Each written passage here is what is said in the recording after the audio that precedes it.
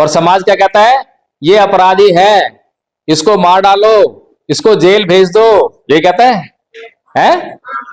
और भगवान बुद्ध कहते हैं कि ना, ये बीमार है, इसका इलाज करो। उदाहरण के लिए उदाहरण दूं, अंगुलीमाल डाकू की कहानी तो सुनिए, सुनिए। भगवान बुद्ध ने उसको क्या बोला? राजा प्रसेन जी क्या बोल रहा है? क्या, हे तथागत, मेरे राज्य में एक अंगुलीमाल डाकू है जिसने त्राहिमाम त्राहिमाम कर रखा है, मेरी प्रजा को बहुत दुखी कर रखा है, रोज लोगों को मार डालता है, हत्यारा है, और मैंने कई बार सेना भेजी लेकिन पकड़ में नहीं आता है। एक बार पकड़ में आया तो उसको मैं मृत्यु दंड दे दूं, ऐसा ही है। और सारे लोग भी यही बोल रहे हैं, एक बार इसको पकड़ लो और उसको मार डालो, इसने जीना हराम कर रखा है, ऐसे बोल रहे हैं। तो समाज क्या बोल रहा है कि अंगुलीमाल डाकू अपराधी है, इसे मार डालो, यही बोल रहा है, और बड़ा खतरनाक है? और भगवान बुद्ध क्या बोल रहे हैं? बीमार है, इसका इलाज करना पड़ेगा। तो भगवान बुद्ध उसका इलाज करने के लिए निहत्थे आते हैं जंगल में, और उसको जाकर समझा के और ले आते हैं। कहां ले रहे? नमो बुद्धाय। बाबा साहब कितने लोग मानते हैं? पीछे सारे मानते हैं? अरे वाह, खुश हो गया। और भगवान बुद्ध कितने लोग मानते हैं? सोच समझ के उठाना, अब परीक्षा होगी है। अच्छा, और ऐसे लोग कितने हैं जो भगवान बुद्ध को भी मानते हैं और देवी देवताओं को भी पूजते हैं? कितने लोग हैं?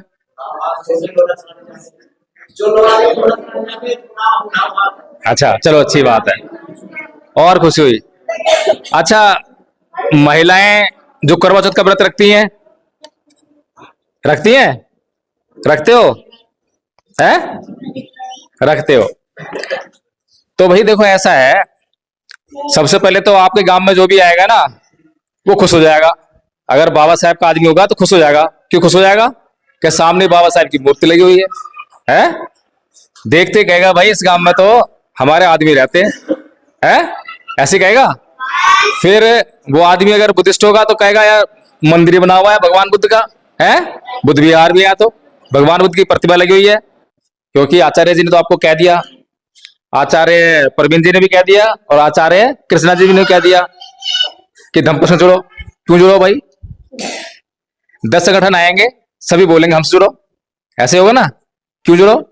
सवाल करेंगे ना, सवाल करेंगे और जवाब मिलेगा, और जवाब हमारे कुछ फायदे का होगा तो जुड़ेंगे, ऐसे के जुड़ जाए। तीसरी बात है भाई, कोई भी आएगा और हमें बहका के चला जाएगा? नहीं। तो आपके गांव में कोई भी आएगा तो बड़ा खुश होगा, अमृतवादी आएगा तो, कि भाई यहाँ गांव के लोग जो है बाबा साहब का बड़ा सम्मान करते हैं। अरे वाह वाह वाह भाई वाह। आपने, आज मैं पहली बार किसी गांव में आया हूं जहां पर जो है लोगों ने कुछ हटके बात कही है, तो यानी कि गांव बहुत आगे है ना? और जितना आगे है उसको उससे और आगे ले जाना है। तो हम पूछते इसीलिए हैं कि भाई कितना आगे है, ताकि वहीं से उससे आगे बात करें, जहां तक है वहां तक की क्या बात करें, बेकार टाइम खराब हो जाएगा। तो बहुत बढ़िया बात कही आपने कि हम बाबा साहब का सम्मान करते हैं, बाबा साहब की बातों को मान के, बाबा साहब के विचारों को मानकर। तो बाबा साहब के विचार क्या थे, ये बहुत इंपॉर्टेंट बात है। तो बाबा साहब का विचार था कि भाई भारत को जो है बौद्ध में होना चाहिए। था कि नहीं था? जो नहीं जानते हैं बात वो हाथ खड़ा करो, जो ये बात नहीं जानते कि बाबा साहब ने कहा था कि भारत को बौद्ध में होना चाहिए। सब जानते हैं? चलो, गांव वास्तव में बहुत आगे है।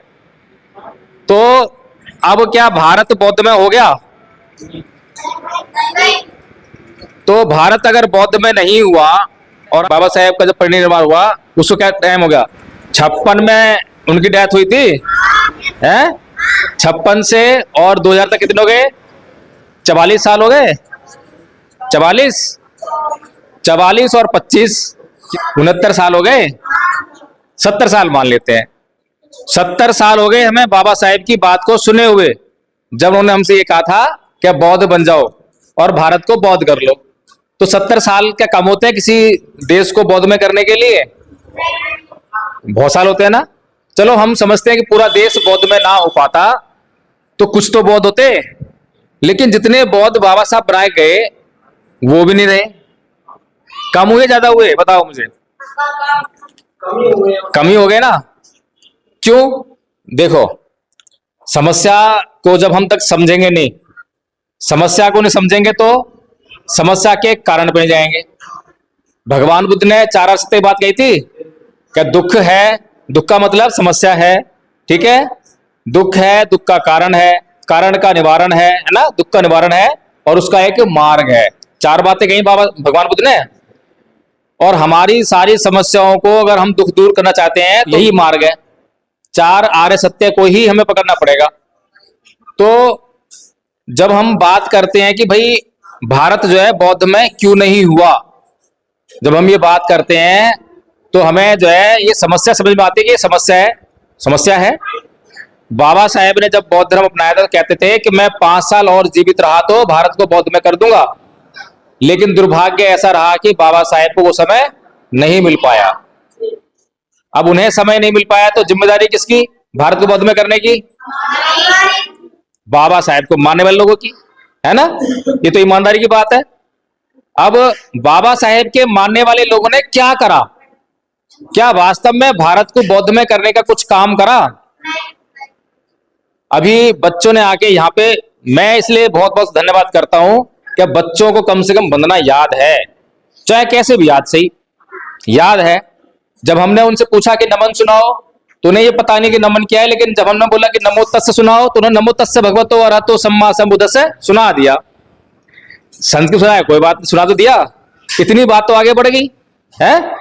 लेकिन उसका अर्थ पूछा तो अर्थ नहीं मालूम है। यहां बात जो थोड़ी सी गड़बड़ हो गई। हमारी समस्या क्या है? हमारी समस्या ये है कि मेरे बेटे की शादी जो है बौद्ध धर्म से हुई है, या मेरी इच्छा है कि मेरे बेटी की शादी बौद्ध धर्म से हो। बस ये इच्छा है कि बौद्ध धर्म से हो, और बौद्ध धर्म से होगी तो कैसे होगी? भंते जी आएंगे, मंत्र पढ़ेंगे और जयमल राधा बोली और होगी शादी, जाओ भाई अपने घर। और बच्चे फिर वहीं लग गए, होगी शादी। क्या फायदा शादी बौद्ध धर्म करने का? बताओ मुझे। शादी आपने बौद्ध धर्म से कर ली तो उसका फायदा क्या हुआ? कोई फायदा नहीं हुआ। भगवान बुद्ध का धम्म है क्या? क्या कोई जादू मंत्र है? कोई पूजा पाठ है? कोई क्या है भगवान धम्म? भगवान बुद्ध धम्म क्या है बताओ? भगवान बुद्ध का धम्म दवा है। बताओ गलत कह रहा हूं सही कह रहा हूं? अब अगर भगवान बुद्ध का धम्म दवा है और हम सारे लोग बीमार हैं तो बीमार को दवा की जरूरत पड़ती है? बीमार है कि नहीं है बताओ पहले तो। देखो, कोई आदमी चोरी करता है तो समाज उसे क्या बोलता है? क्या ये अपराधी है, अपराधी है, इसने अपराध किया है, ऐसे बोलते हैं। और भगवान बुद्ध क्या बोलते हैं? भगवान बुद्ध क्या बोलते हैं उसको? भगवान बुद्ध बोलते हैं ये बीमार है, ये बीमार है, इसकी बीमारी का इलाज होना चाहिए। और समाज क्या कहता है? ये अपराधी है, इसको मार डालो, इसको जेल भेज दो, ये कहता है? और भगवान बुद्ध कहते हैं कि ना, ये बीमार है, इसका इलाज करो। उदाहरण के लिए उदाहरण दूं, अंगुलीमाल डाकू की कहानी तो सुनिए। भगवान बुद्ध ने उसको क्या बोला? राजा प्रसेन जी क्या बोल रहा है?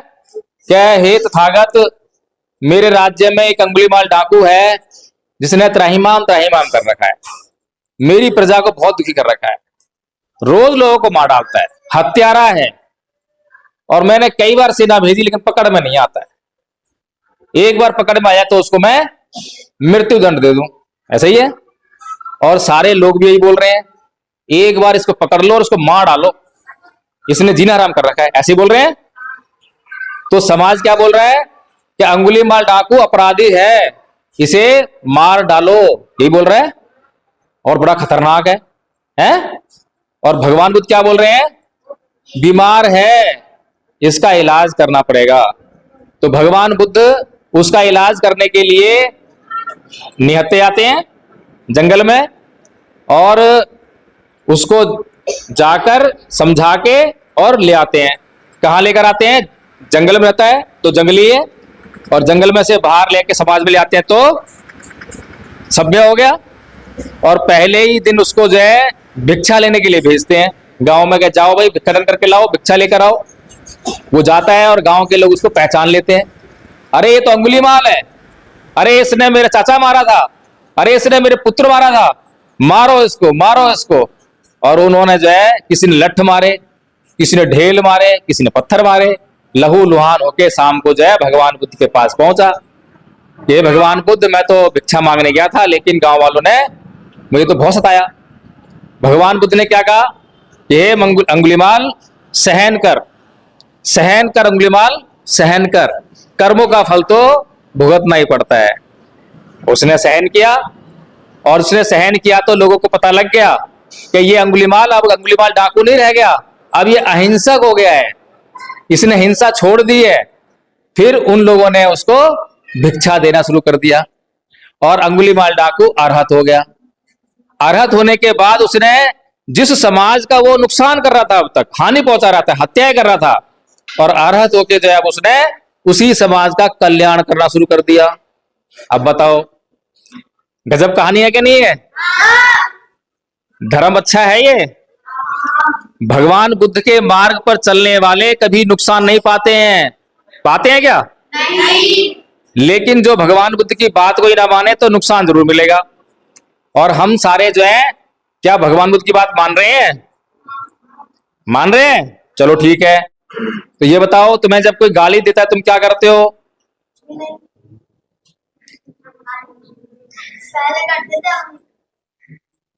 पहले करते थे। हाँ, नहीं, मैं तो पहले कह चुका हूं कि ये काम जो है हमारी उम्मीद से आगे है। इसके लिए बहुत बहुत साधुवाद। हम तो और आगे लेना चाहते हैं, आपको जो है और विकास करना चाहते हैं। अगर आपका साथ मिला तो हम इस गांव के जरिए जो है पूरे देश को बौद्ध में कर देंगे। तैयार हो? हाँ। अरे वाह, आवाज ही बहुत तेज आ रही है। यहां तो वास्तव में मजा आ रहा है बात करने में। चलो अब देखो ये मामला क्या है, ये मामला समझना पड़ेगा। दो संस्कृति का मामला है। बाबा साहेब कितने बड़े विद्वान थे? कितने बड़े? चलो अब नापते हैं कितने बड़े, है ना? द सिंबल ऑफ नॉलेज कौन है? द सिंबल ऑफ नॉलेज, है ना? बाबा साहेब के बराबर और भी लोग पढ़े लिखे थे। किसी को मिला ये खिताब? किसी को बोला? नहीं बोला। द सन कौन है? द सन, दुनिया का सूरज, किसको बोला गया? बाबा साहेब बोला गया। द ग्रेटेस्ट इंडियन किसको बोला गया? है ना? इतना महान आदमी, और इनके अलावा किसी और को कोई उपाधि नहीं है। गांधी जी, नेहरू जी, पटेल जी, कोई उपाधि है? कुछ नहीं है, है ना? और बाबा साहेब विश्व स्तर, विश्व में अकेले। हम तो भारत की बात ही नहीं कर रहे, भारत में तो आसपास भी कोई नहीं है। और इकोनॉमिक्स में पीएचडी करने वाले एशिया में पहले आदमी। इतना बड़ा आदमी, तो जब इतना बड़ा आदमी कोई बात कहेगा तो क्या बात गलत होगी? नहीं होगी ना। और अगर वो हमारे भले के लिए कोई बात कहे, तो बाबा साहेब अगर ये कहें कि ये बात जो है मेरे समाज के भले की है, तो समाज को क्या करना चाहिए? कुछ उनसे बहस करनी चाहिए? नहीं करनी चाहिए ना। बहस किससे करते हैं हम? बहस कौन कर सकता है? बहस करने के लिए कुछ लेवल होना चाहिए ना, कि भाई कम से कम उसके बराबर कुछ तो पढ़े लिखे हो। कोई आदमी 10वीं क्लास पास है, मैं 8वीं तो पास हूं, जब भी तो उससे बहस करूं, ऐसा तो होना चाहिए कम से कम। लेकिन कहां बाबा साहेब और कहां हम हैं? जमीन आसमान का फर्क है। और उस आदमी की बात हम नहीं मान रहे हैं। मान रहे हैं क्या? नहीं मान रहे। अगर मान रहे होते तो भारत बौद्ध में होता है, होता ना था। तो इसका मतलब हमने बाबा साहेब की बात नहीं मानी। तो बाबा साहेब की बात माननी है, तो बाबा साहेब की बात को मानने से पहले एक काम करना पड़ेगा, जानना पड़ेगा कि बाबा साहेब की कौन सी बात माननी है। बातें तो मेरे पास बहुत सारी हैं, लेकिन आज जो है विशेष बात, जिस बात से हम लोगों का आपका परिचय हुआ है, उसी बात के सिलसिले में बात करेंगे, धर्म की बात करेंगे। ठीक है? तो बाबा साहेब ने कहा कि भारत में दो संस्कृतियां हैं। क्या बोले? दो संस्कृतियां कौन कौन सी हैं? वो कौन कौन सी हैं? एक बौद्ध संस्कृति है। कौन सी है? और दूसरी कौन सी है? ब्राह्मण संस्कृति है। अब मैंने यहां धर्म नहीं बोला, मैंने क्या बोला है? संस्कृति।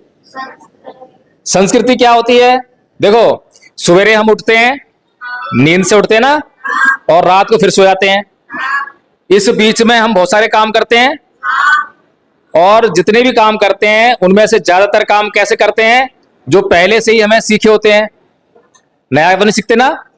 साइकिल चलाना एक बार सीखते हो और हर रोज जो है उसका इस्तेमाल करते हो। खाना बनाना, चश्मा पहनना, ये सारे काम जो है हमने एक बार सीख लिए, उसके बाद उसी को हम जो है रोज करते हैं। तो हम ज्यादातर काम 90% से ऊपर काम जो है रोज आदत से करते हैं। हमें आदत पड़ती है किसी काम की, तो उस आदत से हमें क्या होता है? आसानी हो जाती है काम करने में। ठीक है, तो जो ये आदत है, ये क्या है? ये है संस्कृति। समझ में आ गई बात? अब हमें ये समझना है, जब बाबा साहेब ने दो संस्कृतियों की बात करी, ब्राह्मण संस्कृति और बौद्ध संस्कृति की बात करी, तो उनको पहचानना जरूरी है कि कौन सी ब्राह्मण संस्कृति है जिसके लिए बाबा साहेब ने कहा कि इससे सावधान रहो, कौन सी बौद्ध संस्कृति है जिसके लिए बाबा साहेब ने कहा कि इसकी तरफ बढ़ो। ठीक है, जब हम ये पहचान हो जाएगी तभी तुम कर पाएंगे, और हमें पहचान नहीं है तो हम ये काम नहीं कर पाएंगे। तो पहचान करने के लिए सबसे पहली बात कि ब्राह्मण संस्कृति क्या कहती है? ईंट का जवाब पत्थर से दो। कौन संस्कृति कहती है? ब्राह्मण संस्कृति कहती है ना? अच्छा, हम लोग क्या करते हैं? हम लोग इस संस्कृति को मानते नहीं मानते? जब हमें कोई एक गाली देता है तो हम क्या करते हैं? दो गाली देते हैं, चार गाली देते हैं, पीट भी देते हैं, ऐसे करते हैं। तो हम तो अभी तक बाबा साहेब के आदमी कह रहे थे कि हम बाबा साहेब का आदमी हैं, और बाबा साहेब कह रहे हैं कि ब्राह्मण संस्कृति को छोड़ो और बौद्ध संस्कृति को अपनाओ। और ब्राह्मण संस्कृति कह रही है ईंट का जवाब पत्थर से दो, और हम भी ईंट का जवाब पत्थर से ही दे रहे हैं ना। क्या किसी ने अगर हमें जातिवाद पे अत्याचार कर दिया तो छोड़ेंगे नहीं, मार डालेंगे, ऐसे कह रहे हैं? छोड़ेंगे नहीं, मार डालेंगे। अब बताओ, ये बाबा साहेब की बताई हुई संस्कृति है क्या? तो कौन सी है? वो क्या कहती है? वो कहती है, ना ही बेरेन बेरानी समंतीद कुदाचनं अवेरेन च समंती ऐस धम्मो सनंतनो, कि वैर से कभी वैर शांत नहीं होता, अवैर से ही वैर शांत होता है। अब बताओ, कर पाओगे? मुश्किल आ गई अब तो। क्या कोई गाली दे और मैं चुप रह जाऊं? ये तो मुश्किल वाली बात है, बड़ा मुश्किल काम हो गया ये तो। हाँ, नहीं कर पाएंगे। हाँ, नहीं ठीक, इसी तरह बढ़ना है आगे में, हमें इसी तरफ आगे बढ़ना है, इसका अभ्यास करना है। अभी तो अभ्यास हमें गाली देने का है, और अभी मैं तुम्हें समझा भी दूं और तुम्हें समझ में आ भी जाए तो तुम ये तो ना कि कल से ऐसा कर सो कर दोगे, नहीं। अभी तो कोई गाली देगा तो गाली ही दोगे, लेकिन कम से कम गाली देने के बाद होश आएगा कि अरे मैं तो सीख के आया था, मुझे गाली नहीं देनी, गलती हो गई, इतना होश आएगा पहली बार। फिर उसके बाद अगली बार गाली देते समय होश आएगा, अरे मैं गाली दे रहा हूं, मन नहीं मारा गाली दे रहा हूं, लेकिन मुझे गाली नहीं देनी है। फिर गाली देने से पहले होश आएगा, धीरे धीरे धीरे धीरे, पता नहीं 1-1.5 साल बाद थोड़ा अभ्यास हो पाएगा। मैं ये नहीं कह रहा हूं कि एकदम बदल लोगे, ये संस्कृति का मामला है, तर्क का मामला नहीं है। तर्क से तो होता है कि अभी समझाया और समझ में आ गया, अभी छोड़ दिया, वो तो हो गया तर्क का काम। लेकिन ये दुनिया जो है तर्क से नहीं चलती। चलती है क्या तर्क से? अगर तर्क से चलती तो तर्क के द्वारा समझाने वाले हमारे पास एक से बढ़कर एक महापुरुष, भगवान बुद्ध से बड़ा कोई तर्कशाली है क्या? भगवान बुद्ध 1 मिनट में किसी को भी समझा दे, कुछ भी समझा दे और सब समझे हैं। और कबीर कितने बड़े तर्कवादी थे। तो तर्क से ये दुनिया नहीं चलती है, ये दुनिया चलती है आदत से, है ना। आदत को बदलना पड़ेगा। तो यही है संस्कृति का मामला। अभी हम कौन संस्कृति में है? अभी हम हैं ब्राह्मण संस्कृति में। बाबा साहेब की फोटो लगाने से संस्कृति चेंज नहीं होती। धर्म परिवर्तन करने के लिए क्या करना पड़ता है? कौन बताएगा? धर्म परिवर्तन कैसे होता है? बाबा साहेब ने 1956 में धर्म परिवर्तन किया था। तो धर्म परिवर्तन होता कैसे है बताओ सही, कैसे होता धर्म परिवर्तन? तो धर्म परिवर्तन के लिए चाहिए 3 बातें हो जाएं तो धर्म परिवर्तन हो सकता है। पहली बात है प्रतीकों का परिवर्तन। प्रतीक क्या होते हैं? सिंबल्स। प्रतीक क्या होते हैं? कौन बताएगा? कोई तो बताओ प्रतीक क्या होगा? प्रतीक पढ़ा नहीं कभी कहीं पे? प्रतीक जैसे कि बाबा साहेब की मूर्ति लगी है, ये भगवान बुद्ध की मूर्ति लगी है, तो इसको देख के पहचान लेते हैं बुद्ध की मूर्ति है, ये बाबा साहेब की मूर्ति है, ये बुद्ध विहार है। तो जिनसे देखने से ही मालूम पड़ जाए कि ये हिंदू है, ये मुसलमान है, ये ईसाई है, जिन बातों से देखने से मालूम पड़ जाता है तो उसे कहते हैं प्रतीक। ठीक है? एक मुसलमान अगर सामने से आ जाए तो उसको पहचान लेते हैं कि ये तो मुसलमान है। कैसे पहचानते हैं? दाढ़ी और टोपी और उसके कपड़े, है ना? तो वो प्रतीक है। बहुत सारे प्रतीक हैं, जैसे झंडा। झंडा प्रतीक होता है ना। झंडा देख के पता चलता है कि ये मुसलमानों का घर है, ये ईसाइयों का है, या ये हिंदुओं का है, या ये बौद्धों का है। तो पहला परिवर्तन क्या हो गया? प्रतीकों का परिवर्तन। ठीक है? तो बाबा साहेब ने जो धर्म परिवर्तन किया और अपने लोगों को बौद्ध धर्म दिया, तो हमारे लोगों ने प्रतीकों का परिवर्तन कर लिया। प्रतीकों परिवर्तन किया क्या? हमारे घरों पे अभी तक पंसिल झंडे नहीं लगे हैं। नहीं लगे ना? बहुत कम लगे हैं। जितने बाबा साहेब का नाम लेने वाले हैं, अगर तुम्हें झंडे लग जाए ना तो क्या से क्या हो जाए। झंडे तो लगे हैं पहले। चलो ठीक है, कोई बात नहीं, दूसरी बात पे आते हैं। तो पहला होगा प्रतीक। समझ में आ गया? हमें मंदिर नहीं जाना है, हमें जाना है बुद्ध विहार। बुद्ध विहार प्रतीक है बौद्ध धर्म का। और बुद्ध विहार क्यों जाना है? बुद्ध विहार क्यों जाना है? कौन बताएगा? बुद्ध विहार क्यों जाते हैं हम? अरे वाह, बहुत बढ़िया बात कही भाई, वाह, समझदार हो वास्तव में। हम बुद्ध विहार जो है शिक्षा लेने जाते हैं, पहली बात तो ये हो गई। दूसरा, एक और काम है। बाबा साहब ने हमें कहा था ना कि हर इतवार को जो है बुद्ध विहार जाया करो। कहा था ना, 1 घंटे के लिए, 1.5 घंटे के लिए बुद्ध विहार जरूर जाओ। तो बुद्ध विहार में, जैसे यहाँ पे आपका बुद्ध विहार है, यहाँ पे आओगे तो पहले वंदना करोगे, फिर भंते जी जो बच्चे कह रहे हैं शिक्षा देंगे, कुछ जो है कुछ बात बताएंगे। उसके अलावा आपस में मेल जोल रखोगे, आपस में भाईचारा बढ़ेगा, आपस में एक दूसरे की बातें पता लगेंगी। भाई तेरा बेटा क्या कर रहा है, तेरा क्या नाम है, लड़की कौन सी क्लास में पढ़ रही है, करियर में क्या चल रहा है, कोई दुख मुसीबत तो नहीं है, कोई दुख मुसीबत बता दे मेरे को, मेरे पास कुछ धन रखा है मैं तुझे दे दूंगा। ऐसे होगा ना, भाईचारा बढ़ेगा। सारे धर्म के लोग कहीं ना कहीं मिलते हैं। मुसलमान शुक्रवार को नमाज पढ़ते हैं, वहां मस्जिद में मिलते हैं। ईसाई लोग इतवार को चर्च में मिलते हैं, और इसको इतवार को ही जो है सिख लोग भी गुरुद्वारे मिलते हैं। सभी लोग मिलते हैं, इसीलिए उनके बीच में क्या है, भाईचारा कायम है। और उनका धर्म जो है दिन दूने रात चौगुनी तरक्की कर रहा है, बढ़ रहा है ना, है? तो इसलिए बुद्ध विहार का मामला हो गया कि बुधवार हमें आना है। और ये प्रतीकों का मामला हो गया, अभी तक प्रतीकों का मामला है। फिर दूसरा जो स्टेप है वो क्या है? वो है धार्मिक रीति रिवाज, परंपराओं और त्योहारों को छोड़ना, बदलना, है ना? कि जो रीति रिवाज जो थे उनको छोड़ना पड़ेगा। छोड़े क्या? छोड़ दिए रीति रिवाज? नहीं छोड़े बेटा। अभी भी जो शादियां होती है ना, शादी तो बनते से बुला ली है, लेकिन रीति रिवाज वही फॉलो हो रहे हैं। आपके छूट गए ना, आपके ही गांव में। मैं कह रहा हूं कि अभी भी 90% लोगों के लिए छूटे होंगे। 90% नहीं है, बल्कि 1% छूटे हैं। हाँ, तो फिर आप बताओ, आप अकेले हाथ खड़ा करके जो है आप दावा कर रहे हो कि छूट गए? ऐसा नहीं ना, आप ये बोलो कि नहीं छूटे। अकेले हो ना, जिस दिन सबके छूट जाए उस दिन हाथ खड़ा करना कि आज छूट गए, जब मान लेंगे। सही बात है, गलत बात है? तो फिर दूसरा मामला समझ में आ गया हमें। और ये दोनों काम करने आसान है, कोई मुश्किल काम नहीं है, ये तो कोई भी कर लेगा। और तीसरा जो स्टेप है वो कौन सा है? वो है चित्त का परिवर्तन। सबसे मुश्किल काम है ये, मुश्किल काम है। चित्त का परिवर्तन कैसे होता है? अभी चित्त में हमारे जो है बीमारियां भरी पड़ी हैं। अंगुलीमाल डाकू क्या था? बीमार था। बीमार था ना वो, अंगुलीमाल डाकू बीमार था। तो भगवान बुद्ध ने उसकी बीमारी को पहले सोचा, देखा कि क्या बीमारी है इसके अंदर। देखा भाई इसके दिमाग में हिंसा भरी पड़ी है। क्या है? हिंसा भरी पड़ी है। और ये हिंसा के कारण जो है अंधा हुआ है, और हिंसा के अलावा इसको कुछ दिखाई नहीं देता। अहिंसा की तो बात इसने आज तक सोची नहीं है कि अहिंसा भी कोई चीज होती है। प्रेम, मैत्री, करुणा ऐसी कोई चीज होती है तो कभी सुनी ही नहीं है, ना देखी है। इसे तो हिंसा के अलावा कुछ सोचता ही नहीं है। तो भगवान बुद्ध ने सबसे पहले उसके दिमाग में जो बीमारी थी हिंसा की, उसी पर फोकस किया, उसको दूर कर दिया, उसको अहिंसात्मक बनाया, जब तो काबू आया वो। तो जो तीसरा परिवर्तन है चित्त का परिवर्तन, यानी कि हमारा दिमाग बीमार है। हमारे दिमाग में कौन कौन सी बीमारियां हैं?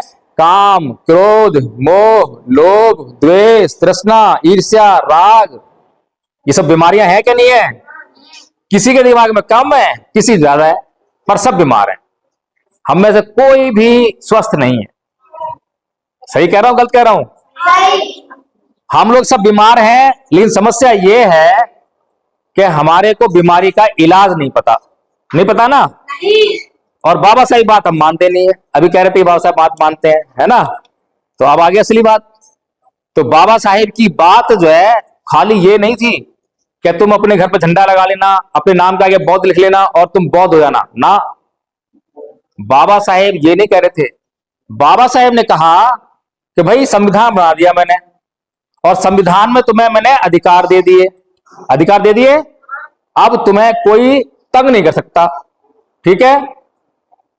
तो इसका मतलब क्या हुआ?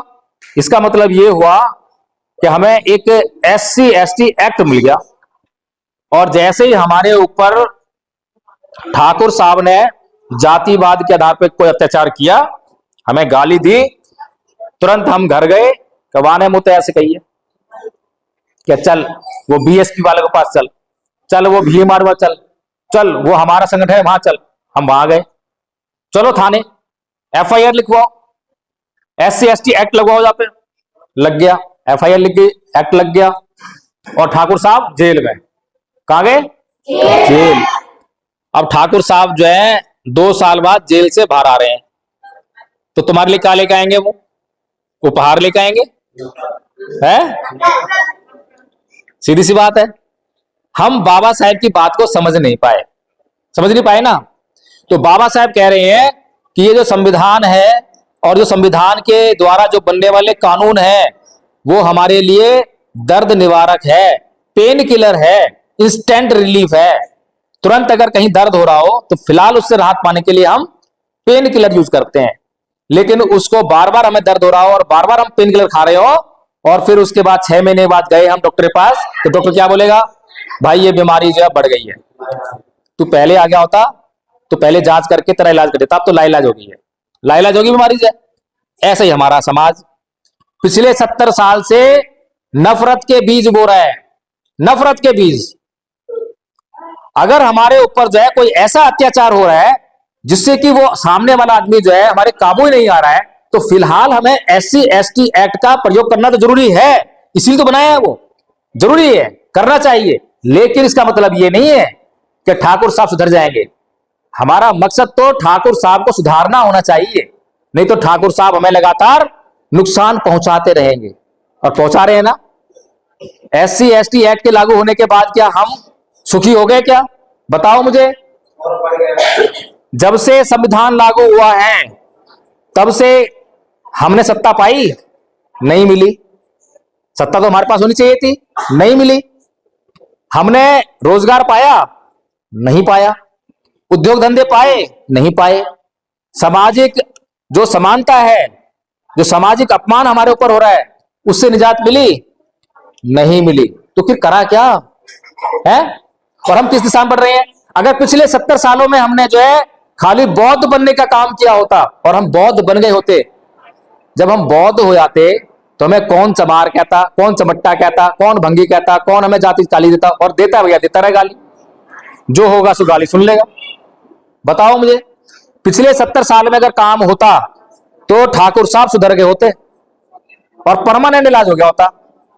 अगर चलो ठाकुर साहब ने हमें गाली दी, तो सबसे पहले हमें क्या करना चाहिए? भाई अगर आराम से मामला बन रहा हो, बातचीत तक मामला हो, तो बातचीत में हम मामला सुलझा सकते हैं। लठमार हो रही हो तब तो अलग बात है, भैया अब तो मामला गया। लेकिन अगर बातचीत ही हो रही है तो हम तो बातचीत में इतने उबल जाते हैं कि बातचीत में ही दुश्मनी कर लेते हैं। तो बातचीत में क्या कहते हैं? ठाकुर साहब, ये गाली देना जो है आपकी सभ्यता होगी।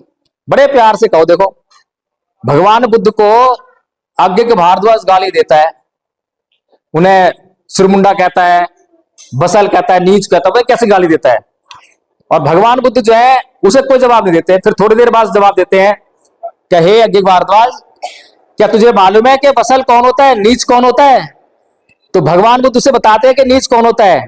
और जब सब तरह से बता देते हैं भगवान बुद्ध, तो वो जो यज्ञ भारद्वाज उसका सर ऐसे कि मुझसे नीच कोई नहीं है। भाई भगवान बुद्ध ने जो नीच कर्म बताए हैं कि ये कर्म करने वाला नीच होता है, और वो सारे कर्म तो वो ब्राह्मण करता है, उससे बड़ा कोई नीच नहीं है, और खुद तो सबसे बड़ा नीच है और भगवान बुद्ध को नीच कह रहा है। समझ में आ रही है मैं क्या कहना चाह रहा हूं?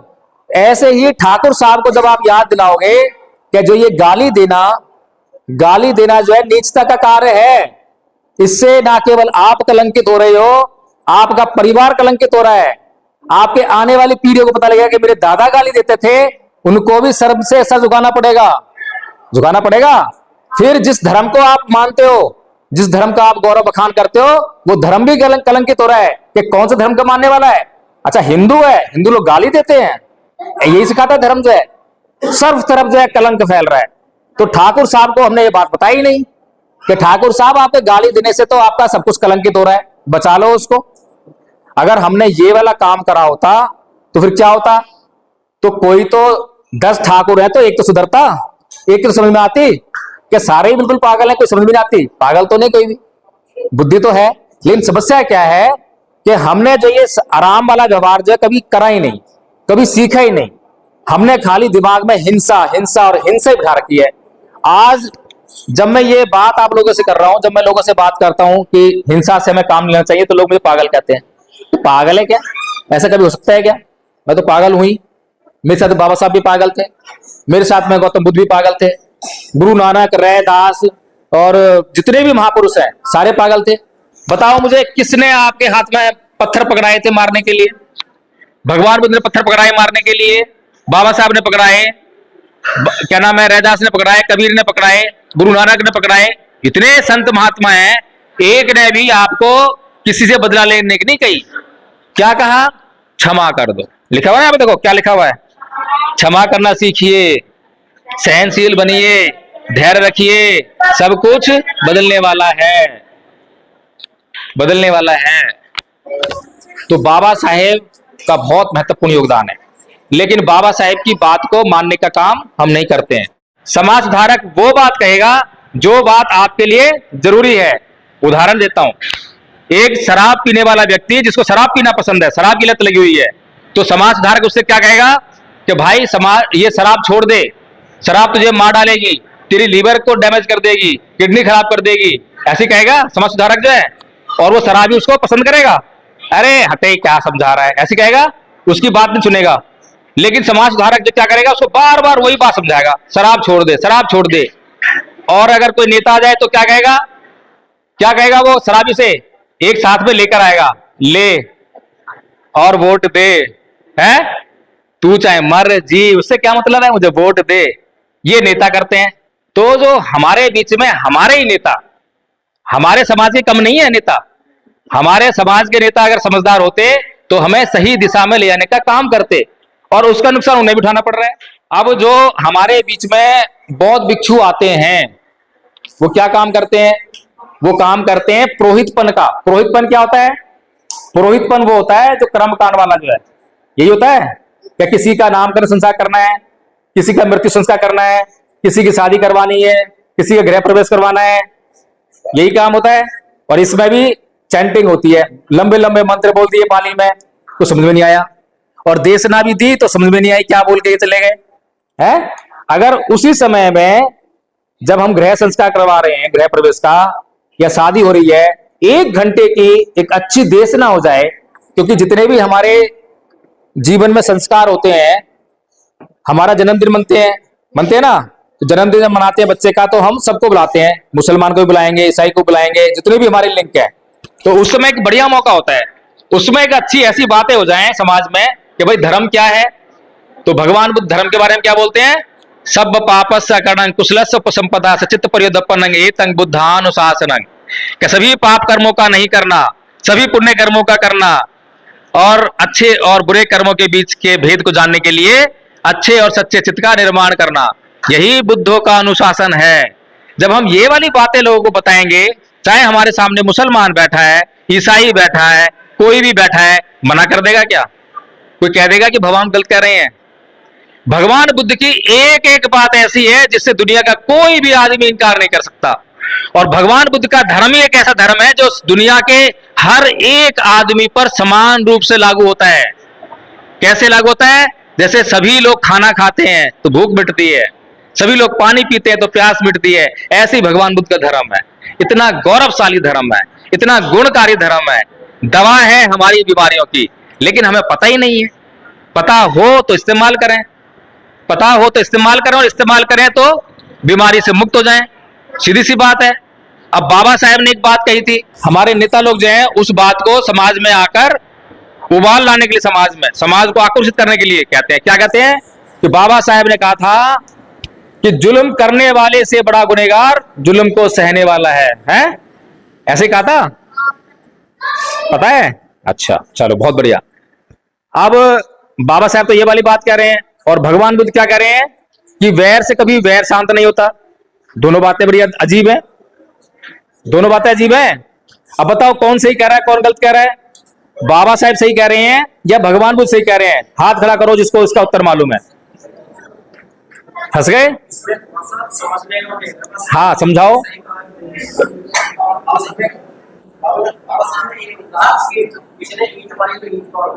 उन्होंने कहा है कि मतलब उसको सहने वाला, जो कोई अत्याचार कर रहा है उसको सहने वाला, वो उससे बड़ा गुनहगार है। तो इसका मतलब तो करे क्या जब कोई ईंट मारे तो? कोई ईंट मारे, कोई गाली दे तो करे क्या? अगर वार्तालाप होती है तो उसका तो क्या नाम है आपका? है सुरजीत सिंह। इनका नाम नोट कर लो, बहुत समझदार आदमी है गांव में, और मुझे लगता है गांव के लोगों को इनकी बात सुननी चाहिए। चलो अब मैं आपको जो है समझाता हूं कि बात क्या है। बैठो थोड़ा सा।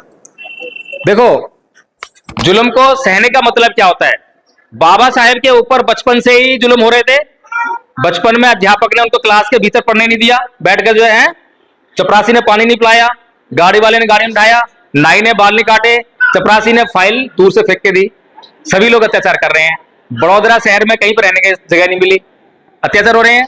लेकिन बाबा साहब ने किसी को पत्थर मारा, किसी झगड़ा करा, किसी से कुछ नहीं करा।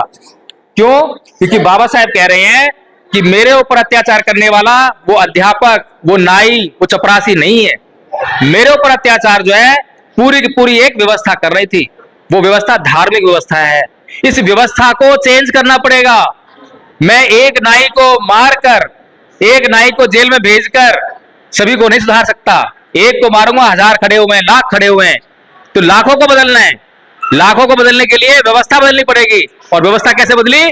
कि जब हिंदू धर्म में देखा कि कोई सुधार की गुंजाइश नहीं है, कि सुधरने वाले नहीं है, तो 1936 में क्या बोले कि मैं हिंदू धर्म में पैदा हुआ, ये मेरे बस की बात नहीं थी, लेकिन मैं हिंदू धर्म में मरूंगा नहीं, छोड़ दिया। तो ये समाधान होता है।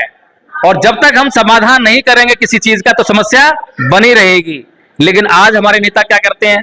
इंद्र मेघवाल की हत्या हुई घड़ा छू लेने पर, छोटा सा बच्चा था। हमारे नेता लोग वहां पे गए, धरना करा, प्रदर्शन करा, आंदोलन करा, सड़कें जाम करी। क्या है? किस लिए? क्या इसको मुआवजा दो, इसके घर में एक नौकरी दो, यही तो मांगा है।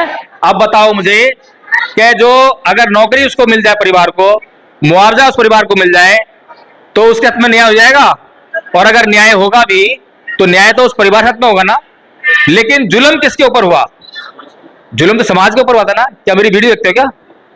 है जब ये पहले से पहले एक्स्ट्रा हो रहे हो तो जुल्म तो पूरे समाज के ऊपर हुआ था, तो न्याय भी पूरे समाज साथ में होना चाहिए। तो बाबा साहेब न्याय कैसे कर रहे हैं? बाबा साहेब कह रहे हैं कि अत्याचार जिसने करा है वो धार्मिक व्यवस्था है, तो उस धार्मिक व्यवस्था को छोड़ो। तो हमारे नेताओं को जाके वहां पर क्या करना चाहिए था? धर्म परिवर्तन का आंदोलन शुरू करना चाहिए था। करा किसी ने? कोई नहीं करता। क्यों नहीं करते? हमारे नेता लोग जो हैं, कहीं पर भी जहां हमारे समाज पे अत्याचार होता है वहां पर धर्म परिवर्तन का आंदोलन क्यों नहीं चलाते? क्योंकि राजनेता में और समाज सुधारक में बड़ा फर्क होता है। क्या फर्क होता है? समाज सुधारक वो बात कहेगा जो बात आपके लिए जरूरी है। उदाहरण देता हूं, एक शराब पीने वाला व्यक्ति जिसको शराब पीना पसंद है, शराब की लत लगी हुई है, तो समाज सुधारक उससे क्या कहेगा कि भाई समाज ये शराब छोड़ दे, शराब तुझे मार डालेगी, तेरी लीवर को डैमेज कर देगी, किडनी खराब कर देगी, ऐसे कहेगा समाज सुधारक जो है। और वो शराबी उसको पसंद करेगा, अरे हटे क्या समझा रहा है, ऐसे कहेगा, उसकी बात नहीं सुनेगा। लेकिन समाज सुधारक जो क्या करेगा, उसको बार बार वही बात समझाएगा, शराब छोड़ दे, शराब छोड़ दे। और अगर कोई नेता आ जाए तो क्या कहेगा, क्या कहेगा, वो शराबी से एक साथ में लेकर आएगा, ले और वोट दे, है तू चाहे मर जी, उससे क्या मतलब है, मुझे वोट दे। ये नेता करते हैं। तो जो हमारे बीच में हमारे ही नेता, हमारे समाज के कम नहीं है नेता, हमारे समाज के नेता अगर समझदार होते तो हमें सही दिशा में ले जाने का काम करते। और उसका नुकसान उन्हें भी उठाना पड़ रहा है। उन्हें सत्ता चाहिए ना, उन्हें एमएलए बनना है, उन्हें एमपी बनना है। लेकिन एमएलए एमपी किसके आधार पर बन सकते हैं, कभी कांग्रेस में जाएंगे, कभी बीजेपी में जाएंगे। क्या कहते हैं कि अंबेडकर फूले की विचारधारा से तो हम एमएलए एमपी नहीं बन सकते। कांसी राम जी ने आरपीआई ज्वाइन की थी और आरपीआई के लोग ये कहने लगे कि भैया हम जो है अंबेडकर फूले की विचारधारा से एमएलए एमपी नहीं बन सकते। वो सही कह रहे थे, सही कह रहे थे ना वो। और कांसी राम जी कह रहे हैं, क्या कह रहे हैं, ये पागल है क्या, बाबा साहेब की विचारधारा इतनी उन्नत विचारधारा, इसको कोई अपना ले तो उसका तो सारा कुछ बदल जाएगा, वो तो कहां से कहां पहुंच जाएगा। और ये कह रहे हैं कुछ नहीं बन सकते। तो आरपीआई के लोग बिल्कुल सही कह रहे थे। क्यों, क्योंकि बाबा साहेब अंबेडकर की विचारधारा, फूले की विचारधारा एमएलए एमपी बनने की विचारधारा नहीं है। वो तो समाज का उत्थान करने की विचारधारा है ना। समझ रहे हो, बोर तो नहीं हो रहे, पीछे बोर हो रहे हैं मेरे ख्याल से, हैं बोर हो रहे बता देना भाई, क्योंकि मैं भी बड़ी मेहनत से बोल रहा हूं। हाँ, तो बाबा साहेब की विचारधारा क्या की है, समाज का उत्थान करने की। अब जब मान्यवर साहब कांसीराम जी ने अपना अभियान शुरू करा तो क्या करा, समाज का उत्थान करने में लगाया उस विचारधारा को। और जब ये लगा कि अब समाज का उत्थान करने के लिए एमएलए एमपी बनना जरूरी है, तो उसी विचारधारा का इस्तेमाल करके एमएलए एमपी भी बन गए। यानी कि अगर कोई ये कहे कि मुझे एमएलए एमपी बनना है, तो वो ये इनके प्रकार कुछ भी करेगा, कुछ भी करना पड़ता है ना एमएलए बनने के लिए। कोई लक्ष्य खाली एमएलए एमपी बनना है, समाज सुधार करना हो तो अलग बात है। तो एमएलए एमपी बनने के लिए कुछ भी करेगा, अपने समाज को बेचेगा, अपने समाज से गद्दारी करेगा, दूसरी पार्टी में जाएगा, उसकी गुलामी करेगा, चमचागिरी करेगा, कुछ भी करेगा, लेकिन उसको एमएलए बनना है। लेकिन समाज सुधारक जो होगा वो समाज से कभी गद्दारी नहीं करेगा, समाज के बीच में रहेगा, समाज के आधार पर पार्टी बनाएगा, समाज की विचारधारा पर चलने का काम करेगा, लोगों को भी समाज के विचारधारा चलाने का प्रयास करेगा। कभी उसमें गद्दारी नहीं है, बिल्कुल एक जो 24 कैरेट का जो सोना होता है उसकी तरह से वो समाज में रहेगा और बेदाग रहेगा और सीना तान के रहेगा कि मैंने समाज से कोई गद्दारी नहीं करी है, मैंने समाज से कोई बेईमानी नहीं करी है, और मैं समाज के उत्थान के लिए कार्य कर रहा हूं। और समाज आज नहीं तो कल उसको समझेगा, समझेगा। और वो समाज को इकट्ठा करने का काम कर रहा है, तो समाज इकट्ठा भी होगा। और समाज जब इकट्ठा हो जाएगा तो फिर क्या रह जाएगा, सब कुछ छुपना हो जाएगा। तो हमारी जो मेन समस्या है, वो मेन समस्या ये है कि हम बाबा साहेब को अच्छी तरह से जानते नहीं है। और बाबा साहेब को जानने के लिए हमें बाबा साहेब पढ़ना चाहिए।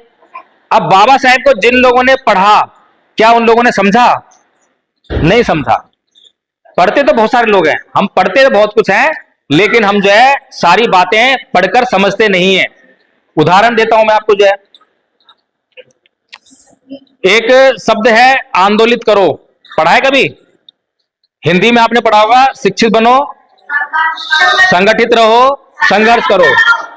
और अंग्रेजी में क्या बताओ जरा, चलो अंग्रेजी में बोला एजुकेट, एगिटेट एंड ऑर्गेनाइज, ये बोला।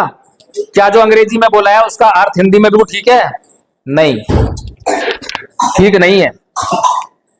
हमारे समाज के बुद्धिजीवी इतने दिमाग से पैदल हैं, मैं तो बिल्कुल कहता हूं कि हमारे समाज का जो बुद्धिजीवी वर्ग है वो वेंटिलेटर पे है और ऑक्सीजन भी उपलब्ध नहीं है, बड़ी बड़ी पतली हालत है। क्यों? क्योंकि बाबा साहेब को दिन रात पढ़ने का काम करता है, लेकिन समझ में कुछ नहीं आ रहा कि बाबा साहेब क्या कह रहे हैं। बाबा साहेब अंग्रेजी में कह रहे हैं एजुकेट, तो एजुकेट जो है वर्ब है, वो कहते हैं शिक्षित करो, और हिंदी में क्या है, शिक्षित बनो। फर्क है कि नहीं है? शिक्षित बनने पर केवल एक आदमी ही शिक्षित बन रहा है और अपने लाभ उठाएगा, शिक्षित बनेगा, नौकरी लेगा, फिर बीवी बच्चे पालेगा, हो गया समाज मिशन पूरा। लेकिन शिक्षित करो में पूरा समाज इन्वॉल्व है। अगर मेरे पास शिक्षा है तो मैं शिक्षा से शिक्षित करूंगा, मेरे पास पैसा है तो पैसे शिक्षित करूंगा, स्कूल है तो स्कूल शिक्षित करूंगा, जो भी साधन है उसको मैं समाज को शिक्षित करने में लगाऊंगा। अर्थ बदल गया जी? कौन सा अर्थ काम का है, हिंदी वाला अंग्रेजी वाला? अंग्रेजी वो क्या कहते हैं, शिक्षा वो शेरनी का दूध है, जो पिएगा वो धारेगा। तो शिक्षित होना चाहिए। अब दूसरा क्या था, एगिटेट। एगिटेट का मतलब क्या होता है, कौन बताएगा? एगिटेट, आप बताओ कोई, एगिटेट का मतलब क्या होता है? एजिटेंट सुना है ना, AGITATION, नहीं सुना? अच्छा, दूसरा शब्द क्या है उसमें? संगठित रहो। संगठित रहो की अंग्रेजी क्या है? संगठित रहो की अंग्रेजी क्या है? ऑर्गेनाइज, ऑर्गेनाइजेशन, यही होता है। और अंग्रेजी में क्या बोल रहे हैं? एजिटेट। तो एजिटेट का मतलब जो है ऑर्गेनाइज नहीं होता, संगठन नहीं होता। एजिटेट का मतलब होता है आंदोलित करो। क्या करो? आंदोलित करो। और उसके बदले हमारे नेता क्या करते हैं? चलो सड़कों पर आंदोलन करेंगे। बाबा साहब ने कहा है ये आंदोलित करो नहीं है। आंदोलित करने का मतलब क्या है कि मैं स्कूल में पढ़ने गया, मैंने किताब में पढ़ा कि मेरे समाज के ऊपर हरियाणा के मिर्चपुर में इतने लोगों को जिंदा जला दिया। मैंने वो सारा डाटा याद कर लिया और जब परीक्षा आई तो परीक्षा में बिल्कुल जो याद करा था वो लिख के आ गया, मुझे नंबर मिल गए। नंबर मिलके मैंने नौकरी पा ली और नौकरी पी के मैं आराम कर रहा हूं। लेकिन एक आदमी जो है जब वही क्लास में पढ़ता है और वो पढ़ रहा होता है मेरे समाज के हरियाणा में, इस जिले में, मिर्चपुर में इतने लोग जिंदा जला दिए, उसके तन बदन में आग लग जाती है। वो सो नहीं पाता, उसकी नींद, उसका चैन उड़ जाता है। उसे कहते हैं आंदोलित करो, वो आंदोलित हो गया। समझ में आ गया शिक्षा का मतलब? दो आदमी ने शिक्षा ली, एक आदमी को कोई फर्क नहीं पड़ा, उसने खाली परीक्षा के लिए उसको इस्तेमाल करा, नौकरी के लिए इस्तेमाल करा और छोड़ दिया, भाड़ में जाए। दूसरा आदमी उस शिक्षा का इस्तेमाल अपने समाज के दुख दर्द को दूर करने के लिए कर रहा है नहीं? तो बुद्धिजीवी हर कोई नहीं होता। कोई IAS बन गया, IPS बन गया, प्रोफेसर बन गया, वकील बन गया, डॉक्टर बन गया तो बुद्धिजीवी नहीं हो गया वो। बुद्धिजीवी बनने के लिए क्वालिफिकेशन चाहिए। कौन सी क्वालिफिकेशन? कि वो सबसे पहले अपने दुश्मन को पहचानता हो, वो अपने समाज को जानता हो, वो अपने समाज के दुख दर्द को पहचानता हो, वो अपने समाज के दुख दर्द को महसूस करता हो, वो अपने समाज को दुश्मन से बचाने के लिए दूरदृष्टि रखता हो, प्लानिंग बनाना जानता हो, उसे कहते हैं बुद्धिजीवी। और आज हम जो है, कोई हमारे गांव में IAS आ जाए, IPS आ जाए तो फूल मालाएं लेकर खड़े होते हैं पहले से ही, साहब आ रहे हैं, लो साहब, लो साहब, करते हैं सही। तो बुद्धिजीवी है। कोई नेता आ जाए, अभी चंद्रशेखर आजाद आ जाए तो चंद्रशेखर जी आ रहे हैं, जय भीम पड़े दूर से जो है खींच के लाएंगे उनको, बड़े रेला लेके ऐसे करेंगे। और कोई समाज सेवक आ जाए तो हम आए तो हमें कोई पूछने वाला नहीं था हम आए तो पूछने वाला नहीं था कोई। और आप लोग इकट्ठा करने के लिए मशक्कत करनी पड़ती है। हाँ जी आ जाइयो, हाँ जी आ जाइयो, आज मीटिंग कर रहे हैं, बुधवार मीटिंग कर रहे हैं, सुबह से कल से पता नहीं कितने दिन लगे पड़े हैं और इतने लोग इकट्ठा हुए हैं। ये समाज सेवक की हालत होती है। जो समाज सुधार करते हैं उनकी हालत ऐसी होती है, घंटों घंटों बोल के जाएंगे। किसी नेता को सुना है ऐसे बोलते हुए? कांसी राम जी बोला करते थे, बाबा साहब बोला करते थे, समाज उन्नति कर रहा था। और जैसे उन्होंने बोलना बंद करा, समाज फिर वहीं आने लगा। आगे ना वहीं पे समाज के दुख दर्द को अच्छी तरह से पहचान लेंगे, बाबा साहेब के मिशन को अच्छी तरह जान लेंगे और बाबा साहेब के मिशन को पूरा करने के लिए ईमानदारी से काम करेंगे तो समाज आगे बढ़ जाएगा। अब कुछ लोग बोलेंगे समाज से मेरे को क्या लेन देना है, अरे मेरे नुकसान हो जाएगा। अरे भाई तुम भी समाज का हिस्सा हो, जब ये समाज तरक्की करेगा तो तुम भी तो हिस्सा हो। समाज को कोई गाली दे रहा हो तो बच जाओगे क्या? गाली तुम्हें ही पड़ेगी। समाज जो है दुख दर्द में आएगा या कोई बाहर से कोई जातिवादी हिंसा करने आएगा तो समाज पे करने आएगा ना, और तुम भी समाज का हिस्सा। कौन है? चमार, आ ले पटक है, बचे तो नहीं। इसलिए हर एक आदमी जिम्मेदारी होनी चाहिए कि इस समाज का उद्धार मुझे करना है, कोई करे ना करे मुझे तो करना है। हिंदी में आपने पढ़ा होगा, शिक्षित बनो, संगठित रहो, संघर्ष करो। और अंग्रेजी में क्या बताओ जरा, चलो बताओ अंग्रेजी में क्या बोला है? अंग्रेजी में बोला एजुकेट, एगिटेट एंड ऑर्गेनाइज। ये बोला क्या? जो अंग्रेजी में बोला है उसका अर्थ हिंदी में भी ठीक है? नहीं, ठीक नहीं है।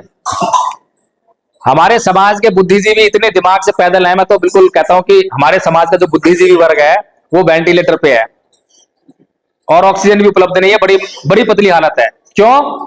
क्योंकि बाबा साहेब को दिन रात पढ़ने का काम करता है, लेकिन समझ में कुछ नहीं आ रहा कि बाबा साहेब क्या कह रहे हैं। बाबा साहेब अंग्रेजी में कह रहे हैं एजुकेट, तो एजुकेट जो है वर्ब है, वो कहते हैं शिक्षित करो, और हिंदी में क्या है, शिक्षित बनो। फर्क है कि नहीं है? शिक्षित बनने पर केवल एक आदमी ही शिक्षित बन रहा है और अपने लाभ उठाएगा, शिक्षित बनेगा, नौकरी लेगा, फिर बीवी बच्चे पालेगा, हो गया समाज मिशन पूरा। लेकिन शिक्षित करो में पूरा समाज इन्वॉल्व है। अगर मेरे पास शिक्षा है तो मैं शिक्षा से शिक्षित करूंगा, मेरे पास पैसा है तो पैसे शिक्षित करूंगा, स्कूल है तो स्कूल शिक्षित करूंगा, जो भी साधन है उसको मैं समाज को शिक्षित करने में लगाऊंगा। अर्थ बदल गया जी? कौन सा अर्थ काम का है, हिंदी वाला अंग्रेजी वाला? क्या कहते हैं, शिक्षा वो शेरनी का दूध है, जो पिएगा वो धारेगा। तो शिक्षित होना चाहिए। अब दूसरा क्या था, एगिटेट। एगिटेट का मतलब क्या होता है, कौन बताएगा? एगिटेट आप बताओ कोई, एगिटेट का मतलब क्या होता है? एजिटेंट सुना है ना, AGITATION, नहीं सुना? अच्छा, दूसरा शब्द क्या है उसमें? संगठित रहो।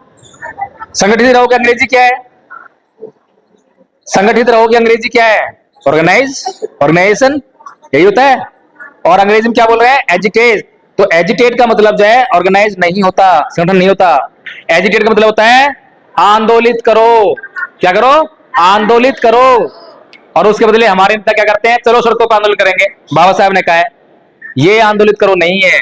आंदोलित करने का मतलब क्या है कि मैं स्कूल में पढ़ने गया, मैंने किताब में पढ़ा कि मेरे समाज के ऊपर हरियाणा के मिर्चपुर में इतने लोगों को जिंदा जला दिया, मैंने वो सारा डाटा याद कर लिया, और जब परीक्षा आई तो परीक्षा में बिल्कुल जो याद करा था वो लिख के आ गया, और मुझे नंबर मिल गए।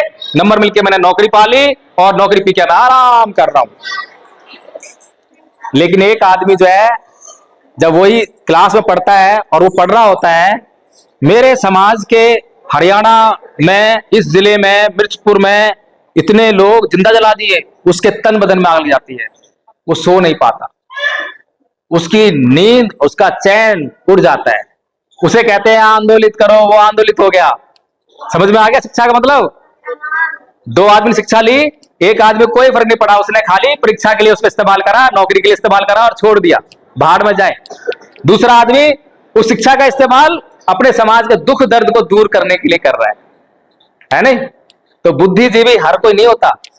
कोई IAS बन गया, IPS बन गया, प्रोफेसर बन गया, वकील बन गया, डॉक्टर बन गया तो बुद्धिजीवी नहीं हो गया वो। बुद्धिजीवी बनने के लिए क्वालिफिकेशन चाहिए। कौन सी क्वालिफिकेशन?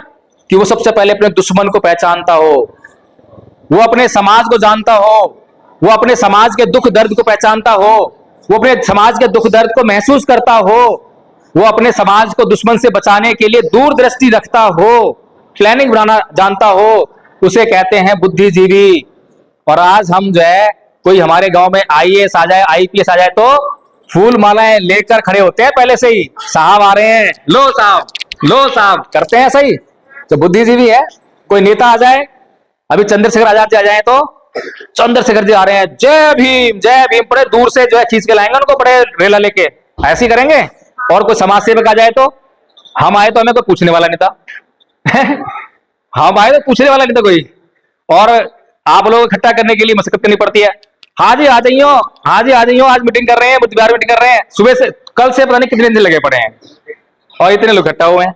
ये समाज सेवक की हालत होती है। जो समाज सुधार करते हैं उनकी हालत ऐसी होती है, घंटों घंटों बोल के जाएंगे। किसी नेता को सुना है ऐसे बोलते हुए? कांसी राम जी बोला करते थे, बाबा साहब बोला करते थे, समाज उन्नति कर रहा था, और जैसे उन्होंने बोलना बंद करा, समाज फिर वहीं आने लगा। आगे ना वहीं पे समाज के दुख दर्द को अच्छी तरह से पहचान लेंगे, बाबा साहेब के मिशन को अच्छी तरह जान लेंगे, और बाबा साहेब के मिशन को पूरा करने के लिए ईमानदारी से काम करेंगे, तो समाज आगे बढ़ जाएगा। अब कुछ लोग बोलेंगे समाज से मेरे को क्या लेना देना है, अरे मेरे नुकसान हो जाएगा। अरे भाई, तुम भी समाज का हिस्सा हो। जब ये समाज तरक्की करेगा तो तुम भी तो हिस्सा हो। समाज को कोई गाली दे रहा हो तो बच जाओगे क्या? गाली तुम्हें ही पड़ेगी। समाज जो है दुख दर्द में आएगा, या कोई बाहर से कोई जातिवादी हिंसा करने आएगा तो समाज पे करने आएगा ना, और तुम भी समाज का हिस्सा। कौन है? चमार, आ ले पटक है, बचे तो नहीं। इसलिए हर एक आदमी की जिम्मेदारी होनी चाहिए कि इस समाज का उद्धार मुझे करना है, कोई करे ना करे, मुझे तो करना है। इन लोगों को नहीं मालूम कि बाबा साहेब का कर्ज है, कर्जदार हैं बाबा साहेब के। तो जिसको मालूम पड़ जाए कि मैं बाबा साहेब का कर्जदार हूं, तो मुझे तो बाबा साहेब का कर्ज चुकाना ही है। कोई चुकाए ना चुकाए मुझे क्या मतलब है किसी से, पर मैंने कर्ज लिया है मैं चुकाऊंगा। तो ऐसी भावना रखते हुए ही समाज सेवा होती है और समाज का उत्थान होता है। और जब समाज का उत्थान करने के लिए निकलते हैं तो मेहनत करनी पड़ती है। आज ये हमारी कौन सी मीटिंग है जी? दूसरी मीटिंग है। कितनी देर हो गई बोलते बोलते? समस्या तो हो रही कुछ ना कुछ है? खाना पीना सब तरह का, और सुबह के 5 बजे को उठे हुए हैं, रात को जो है मेरे ख्याल से 11-12 बजे घुसेंगे। तो काम बड़ा मुश्किल है, लेकिन काम जो है क्या है हमारा? बौद्धमय भारत करना है। और बौद्धमय भारत करने से कोई हमारी समस्या हल होने वाली है क्या? बौद्धमय भारत कर देते हैं तो समस्या हल होगी क्या हमारी? होगी क्या? नहीं होगी। समस्या नहीं होगी, कुछ सुकून मिल जाएगा। नहीं, गलत बोला आपने। बौद्धमय भारत करेंगे तो हमारी ऐसी कोई समस्या नहीं जो हल ना हो, गारंटी दे रहा हूं मैं। बोर्ड नहीं तो बताता मैं आपको, कोई बात नहीं, ध्यान से सुनो। लेकिन अगर बौद्धमय भारत होगा तो क्या क्या होगा? बौद्धमय भारत के बहुत सारे बाय प्रोडक्ट आएंगे। जैसे आप दरवाजा बनाने के लिए लकड़ी लगाते हो, तो दरवाजा बना लिया, उसमें से लकड़ी बचती है, फिर लकड़ी बचती है तो उसका क्या करते हो? कोई स्टूल बना लेते हो छोटा मोटा जो है, या फिर जलावन काम आती है। तो जो वो बाकी के काम करे वो बाई प्रोडक्ट है, बाई प्रोडक्ट है ना वो। ऐसी जब बौद्धमय भारत बनेगा तो हमें राजनीतिक सत्ता भी मिलेगी। बाबा साहब का दूसरा सपना, 2 सपने थे बाबा साहब के, कि भारत बौद्धमय हो जाए और बहुजन समाज सत्ता में आ जाए। 2 सपने थे। तो अगर बौद्धमय भारत बनेगा तो जब बौद्ध लोग होंगे तो सत्ता किसकी होगी? बौद्धों की होगी। पहली समस्या हल हो गई, क्योंकि हमारी समस्या है ना पिछले 70-72 साल से हम सत्ता में नहीं है। संविधान बनने के बाद सत्ता में नहीं है। पहले तो यह था कि राजा बनने के लिए तलवार चाहिए, सेना चाहिए, बड़ा काम था। लेकिन उसके बाद जब संविधान बन गया तो खाली वोट से राजा बनना था, वो भी नहीं हम कर पाए, हम नहीं कर पाए ना। तो बौद्धमय भारत अगर बनाएंगे तो वो हमारी समस्या हल हो जाएगी। दूसरी समस्या क्या है? आर्थिक समस्या। हमारे पास उद्योग नहीं है, फिल्म इंडस्ट्री में हम कहीं नहीं है, खेलों में हम कहीं नहीं है, हम कहीं पर भी नहीं है। और जो मैं हम की बात कर रहा हूं वो कौन है? कोई मामूली समाज है क्या? 85% समाज है। 85% में से अगर तुम मुस्लिम अल्पसंख्यकों को निकाल दो तो कम से कम 40% समाज ऐसा है। भारत में 150 करोड़ लोग हैं। 150 करोड़ लोगों में से 40% की आबादी ना तो फिल्म इंडस्ट्री में है, ना खेलों में है, ना उसमें जो इंडस्ट्रीज हैं, उद्योग हैं उसमें है, नौकरियों में भी नहीं है। जो नौकरियों में उनसे भी वो छीनी आ रही है, ना संपत्ति है। अब बताओ कितना बड़ा जुल्म हो रहा है। तो बौद्धमय भारत होगा तो ये वाली समस्या हल होने वाली है। फिर सामाजिक जो अत्याचार हो रहा है, शोषण हो रहा है, उससे भी मुक्ति मिलने वाली है। तो कुल मिलाकर ये है कि बाबा साहेब ने जो बात कही है उस बात में कहीं पर भी कोई गड़बड़ नहीं है। सब कुछ हमारे लिए बहुत सटीकता के साथ कही है। बहुत दूरदर्शी थे, कम से कम 500-1000 साल बाद की बात वो पहले सोच रहे हैं कि ये मेरे समाज का भविष्य होगा। तो बाबा साहेब ने जब संविधान बना दिया और संविधान बनाने के बाद संविधान सभा के बाहर आए तो क्या बोले? क्या है मेरे समाज के लोगों, जाओ और अपने घरों की दीवारों पे लिख दो कि तुम इस देश के शासक हो। समझ पाए हम कोई? अब ये बताओ, इस देश में संविधान तो लागू हो गया, संविधान लागू हो गया तो लोकतंत्र लागू हो गया, और लोकतंत्र से क्या हुआ? शासन तो आएगा, क्योंकि बाबा साहेब ने रानी के पेट का ऑपरेशन कर दिया। अब बैलेट पेपर से राजा बनेगा। तो हम राजा कैसे बनेंगे और हम राजा क्यों नहीं बने? 85% और 15% तो मालूम है सबको। अब 85% में कौन कौन है? SC, ST, OBC और माइनॉरिटीज, ये हो गए। अच्छा, अब ये जो SC, ST, OBC ये इकट्ठे नहीं है, और बाबा साहेब कह रहे हैं कि जाओ अपने घरों की दीवारों पर लिख दो कि तुम इस देश के शासक हो। इसका मतलब बाबा साहेब क्या कह रहे हैं? समझ पाए क्या हम?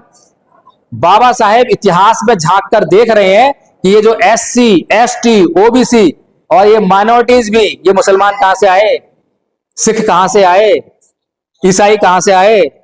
ये बाहर से कहीं से नहीं आए, ये यही के बौद्ध लोग हैं। ये सारे पहले बौद्ध थे, ये पूरा जम्बू द्वीप बौद्ध था। अफगानिस्तान में भी तालिबान का शासन हुआ है, उसने बुद्ध की मूर्ति तोड़ी है बामियान में, सबको पता है। अब अफगानिस्तान जो है मुस्लिम देश है, हिंदू देश नहीं है, ना वो बौद्ध देश है। तो भगवान बुद्ध की मूर्ति वहां किसने बनाई? किसने बनाई? मुसलमान बनाई क्या? ना मुसलमान बनाएंगे, हिंदू तो बनाएंगे ही नहीं है। मुसलमान तो बल्कि तोड़ते हैं मूर्तियों को, ऐसा ही है। तो यानी कि कभी जो है वो अफगानिस्तान पूरा का पूरा बौद्ध रहा होगा। वहां बौद्ध लोग होंगे, बौद्धों ने भगवान बुद्ध की मूर्ति बनाई होगी। पूरा अफगानिस्तान बौद्ध था, पूरा पाकिस्तान बौद्ध था, पूरा भारत बौद्ध था, जिसमें आज बांग्लादेश भी था उस समय में। है गलत कह रहा हूं क्या मैं? तो ये जो SC ST OBC और माइनॉरिटीज जो 85% वो बौद्ध थे, और जो 15% की बात करते हैं, जो जिनको हम दुश्मन कहते हैं, उसमें भी आधे बौद्ध थे।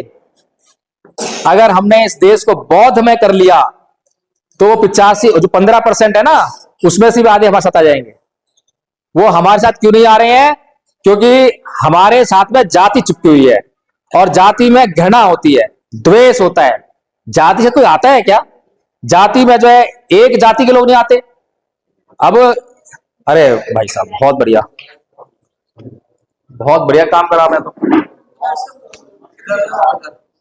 इधर ले आओ, इधर है जरूरी है ना, अगली बार कम से कम पहचान तो लो, इस बात का तो जुगाड़ हो जाए।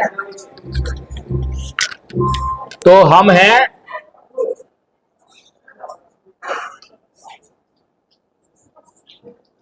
लक्ष्य है बौद्धमय भारत, ठीक है जी। और ये बाबा साहेब का सपना है। अब बाबा साहेब का सपना हम क्यों पूरा करें? क्यों पूरा करें? अरे बाबा साहेब का सपना पूरा हम करेंगे, हम जब अपना सपना को देखते हैं कि मुझे गाड़ी चाहिए, सपना है ना, एक बंगला चाहिए, तो वो सपना हमारा अपना है, हमारे अपने फायदे के लिए है। अपने पड़ोसी के लिए सपना देखते हैं कि मेरे पड़ोसी के पास गाड़ी हो? कभी देखा है किसी ने? अपने पड़ोसी के लिए सपना देखते हैं कि उसकी गाड़ी कब टूट रही है, कब उसकी गाड़ी में चालान हो रहे हैं। हाँ, है ना? तो फिर, और बाबा साहेब के सपने को हम कह रहे हैं कि हमारा सपना ऐसा होना चाहिए। तो बाबा साहेब का सपना जो है वो हमारे ही भले के लिए। बाबा साहेब की जिंदगी हमारे लिए थी। बाबा साहेब ने अपनी जिंदगी में अपने लिए कुछ भी नहीं करा।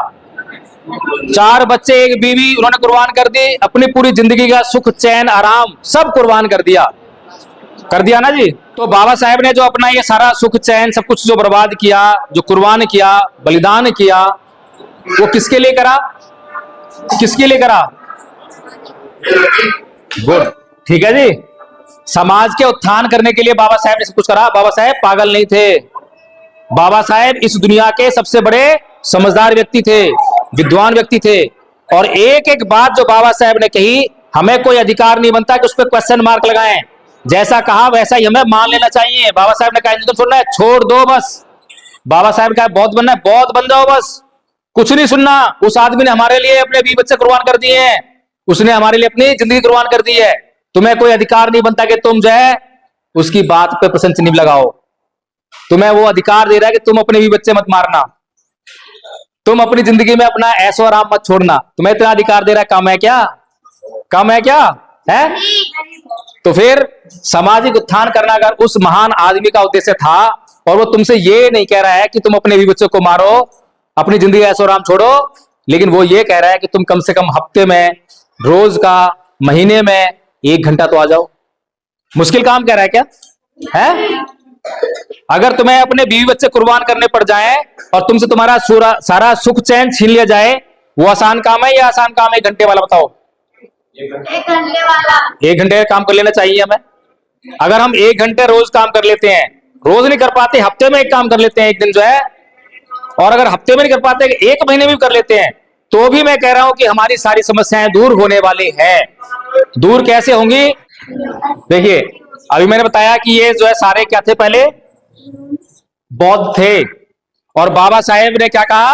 बौद्ध में भारत। बाबा साहेब बहुत पहले की जगह पढ़ रहे हैं इतिहास की, और बहुत दूर की सोच रहे हैं।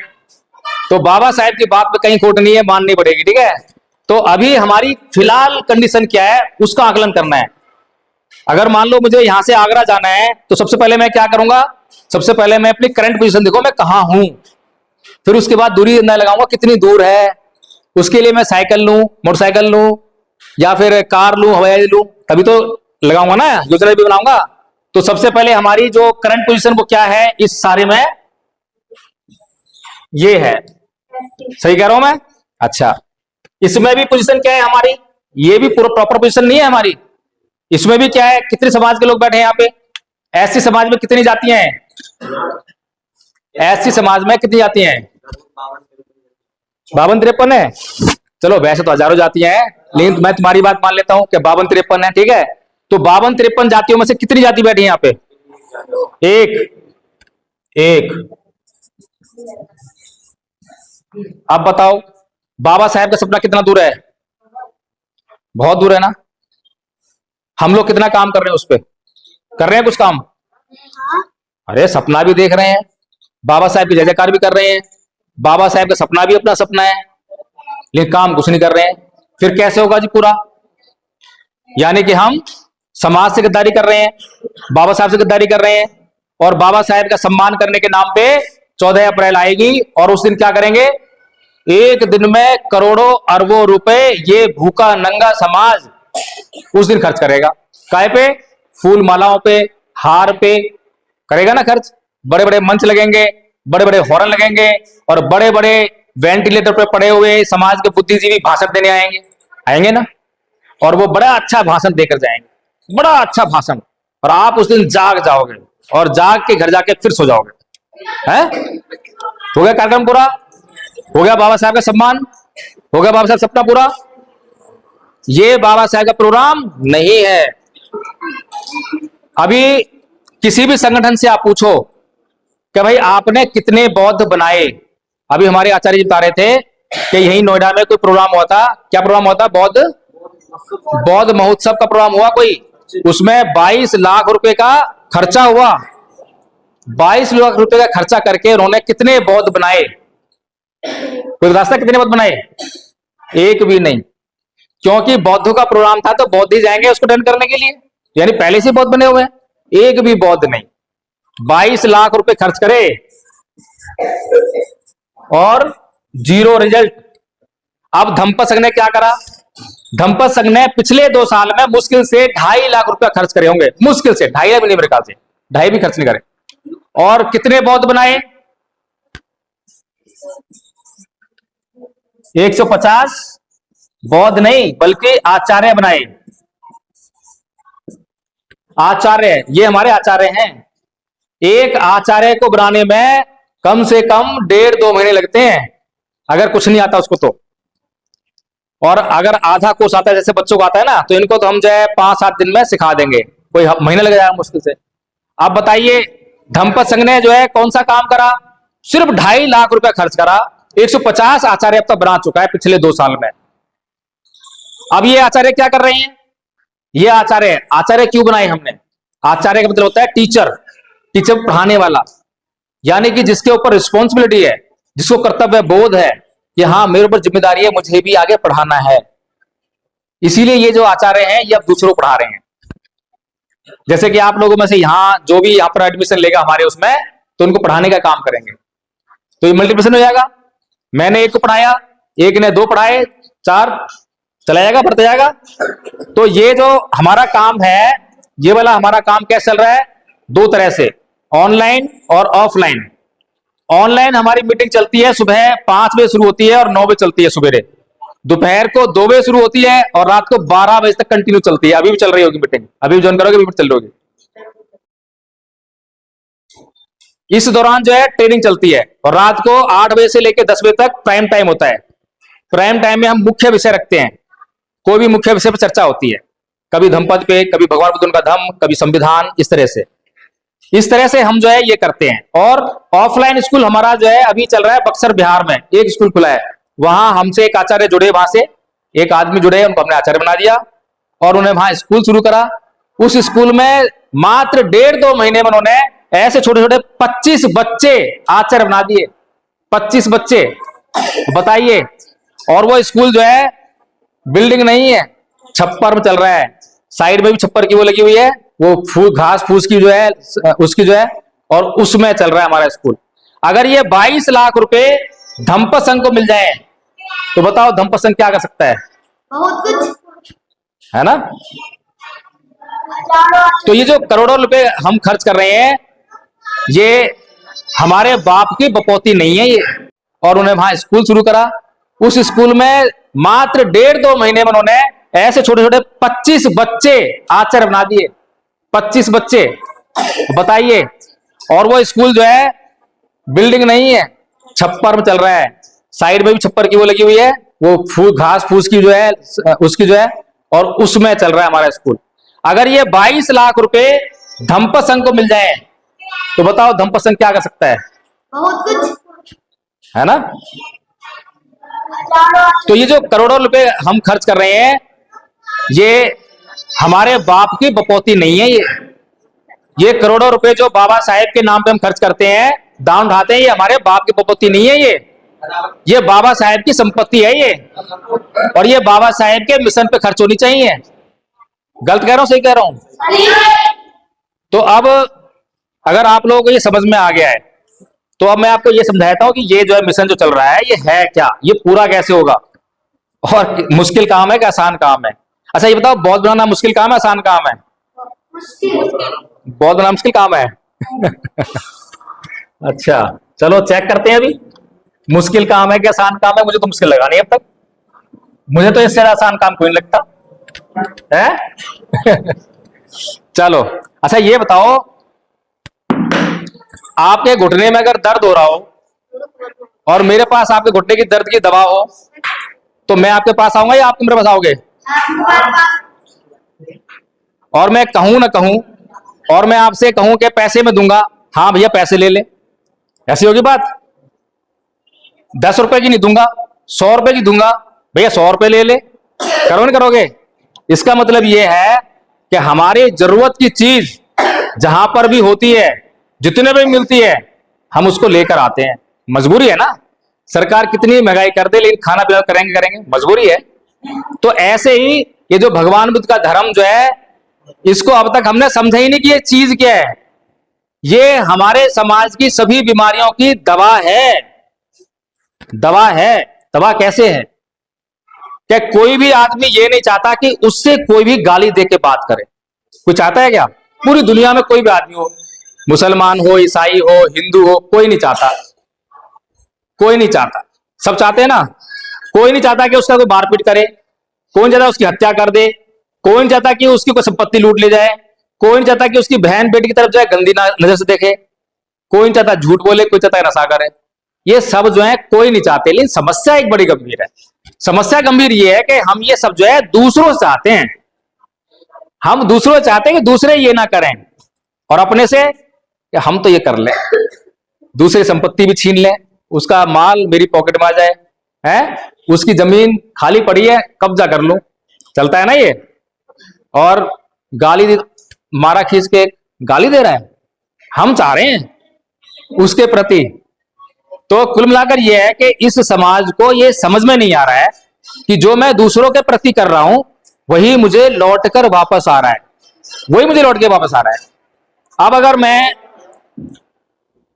मुझे कोई गाली दे, मुझे कोई गाली दे और मैं उसको पलट के गाली ना दूं तो क्या होगा? अभी क्या चल रहा है? अभी चल रहा है कि किसी ने मुझे गाली दी, इसने मुझे गाली दी और मैंने क्या दिया उसको? 1 2 3 4 5 इतनी गाली दे दी। अब ये क्या करेगा? ये पलट के क्या करेगा? यहां पर लो, है यही हो रहा है। ये ब्राह्मण संस्कृति है ये। अब ये होगी ब्राह्मण संस्कृति, और बौद्ध संस्कृति क्या करी है? 1 0। जब उसने 1 दी और हमने उसको 0 दिया तो क्या करेगा? अरे ये तो मुझे कुछ दे ही नहीं रहा, ये तो मुझे कुछ दे ही नहीं रहा। जिसको मैं उधार दूंगा वही तो मेरे उधार देगा, जिसको मैं पूछूं ही ना, उधार ही ना दूं, मेरे तो झांकना बंद कर देगा। तो बात खत्म, बात खत्म। तो ये भगवान बुद्ध की नीति है। यहां पर क्या हो रहा है? 1 दी 10 मिली, 10 दी 20 मिली, और बढ़ते बढ़ते चाकू छुरी निकल गए, हत्या हो गई। हत्या हो गई जी, होती नहीं होती? होती है। फिर उसके बाद क्या होता है? एक आदमी मरता है और दोनों तरफ के लोग जेल में। फिर जितनी संपत्ति थी वो वकीलों की जेब में हो गई, और वकीलों की जेब में जाने के बाद भी बचते नहीं है, फिर भी जेल जेल हुई। इतना सब कुछ कैसे हुआ? ब्राह्मण संस्कृति। जिम्मेदार कौन है? ब्राह्मण संस्कृति। अब हमारे बच्चे को हम कैसे सिखाते हैं? ईंट का जवाब पत्थर से दियो, सुन के मत आइयो किसी की, सुन के मत आइयो। अब बच्चा चला गया बाहर, परीक्षा देने जा रहा था, चार लोग मिल गए, किसी बात पे कुछ हो गई, उन्होंने कुछ कह दी, अब सहन तो होती नहीं है, कोई सिखाए उसको या सीखा ही उसने, ये बचपन से ही सीखा है, अपने घर में, परिवार में, रिश्तेदार में और अड़ोस में, पड़ोस में, सब जगह ये सीखा। तो सीख मतलब कभी झेल के मत आइयो, कुछ सहन करियो मत, और एक की चार कहियो। उसने भी कह दी वहीं पे, जो एक की चार, चार लोग थे, वो पिटाई कर दी उसकी, चाकू छुरी थी वो मार दिया, बंदूक थी गोली चला दी, मर गया बेचारा। हमारा बच्चा कैसे मरा? कौन जिम्मेदार है उसके लिए? क्या हम चाहते थे कि हमारा बच्चा मरे? बताओ मुझे, कैसे मरा हमारा बच्चा? उसके लिए कौन दोषी है? किसने मारा हमारे बच्चे को? ब्राह्मण संस्कृति ने मारा हमारे बच्चे को। तो हम ऐसी संस्कृति जो हमारा नुकसान कर रही है, उसे हम चाहेंगे क्या? दुनिया में केवल और केवल बौद्ध संस्कृति ऐसी है, बुद्ध का धम्म ऐसा है जो पूरी दुनिया में फैला, लेकिन एक बूंद रक्त की नहीं बही है। कभी बही है क्या? कभी नहीं बही है। जब हमारे महापुरुष अपना सच्चा आंदोलन करते हैं तो एक बूंद रक्त की नहीं बहती है और चारों तरफ खुशहाली खुशहाली बहती है। लेकिन दुनिया में कोई ऐसा धर्म नहीं है दूसरा जो है जिसने अपना प्रचार किया हो और हिंसा का सहारा ना लिया हो। देख रहे हो ना, आज हिंदू लोग हिंदू राष्ट्र बना रहे हैं, कैसे बना रहे हैं? बोल जय श्री राम, बोल जय श्री राम है। कभी गौरक्षा के नाम पे मार रहे हैं, कभी कुछ मार रहे हैं, और मुसलमानों जिहाद करते हैं। तालिबान आपके सामने दिखाई दे रहा है, हिंसा ही हिंसा। तो भगवान बुद्ध का धर्म जो है कभी भी कलंकित धर्म नहीं है, इतिहास गौरवशाली है, पूरा इतिहास गौरव से भरा पड़ा है। और सबसे बड़ी बात क्या है कि मुसलमानों के दर्द की दवा भी भगवान बुद्ध के पास है। पूरी दुनिया आज युद्ध की अग्नि से जल रही है, पूरी दुनिया आज जो है भगवान बुद्ध की तरफ देख रही है। भगवान बुद्ध चाहिए आज दुनिया को। तो इसलिए जो है मैं आप लोगों से यही कहना चाहता हूं कि ये जो धर्म का काम करना जो है बड़ा आसान काम है, लेकिन उसकी सिर्फ एक ही कसौटी है, एक ही तरीका है कि वो हमें करना आना चाहिए। हमारे ये आचार्य हैं, ये आचार्यों को ये काम करना आ गया, इनको शांति रखनी आ गई, धैर्य रखना आ गया। क्योंकि हम संघ में जब मीटिंग करते हैं शाम को, तो कोई कैसे बोल रहा है, किसी के बोलने में कहीं उत्तेजना तो नहीं थी, शब्द तो खराब नहीं थे, किसी के मन में द्वेष तो नहीं था, घृणा तो नहीं था, ये सब कुछ जांच होती रहती है। 3 आचार्य बैठे हुए हैं, आप पूछ सकते हो उनसे जो है कि इन्होंने जो है जब से जुड़े हैं, जब से क्या सीखा है। आचार्य प्रवीण जी बैठे हैं, ये आपको बता रहे थे अभी कि जुड़ने से पहले क्या थे और जुड़ने के बाद जो कितना परिवर्तन हुआ है। और हमारे समाज में संघ संगठन बनने से पहले टूट जाते हैं, 2 आदमी बैठ के बात नहीं कर सकते, कारण आपस में इतना मन मुटाव है, इतनी द्वेष है, इतनी घृणा है।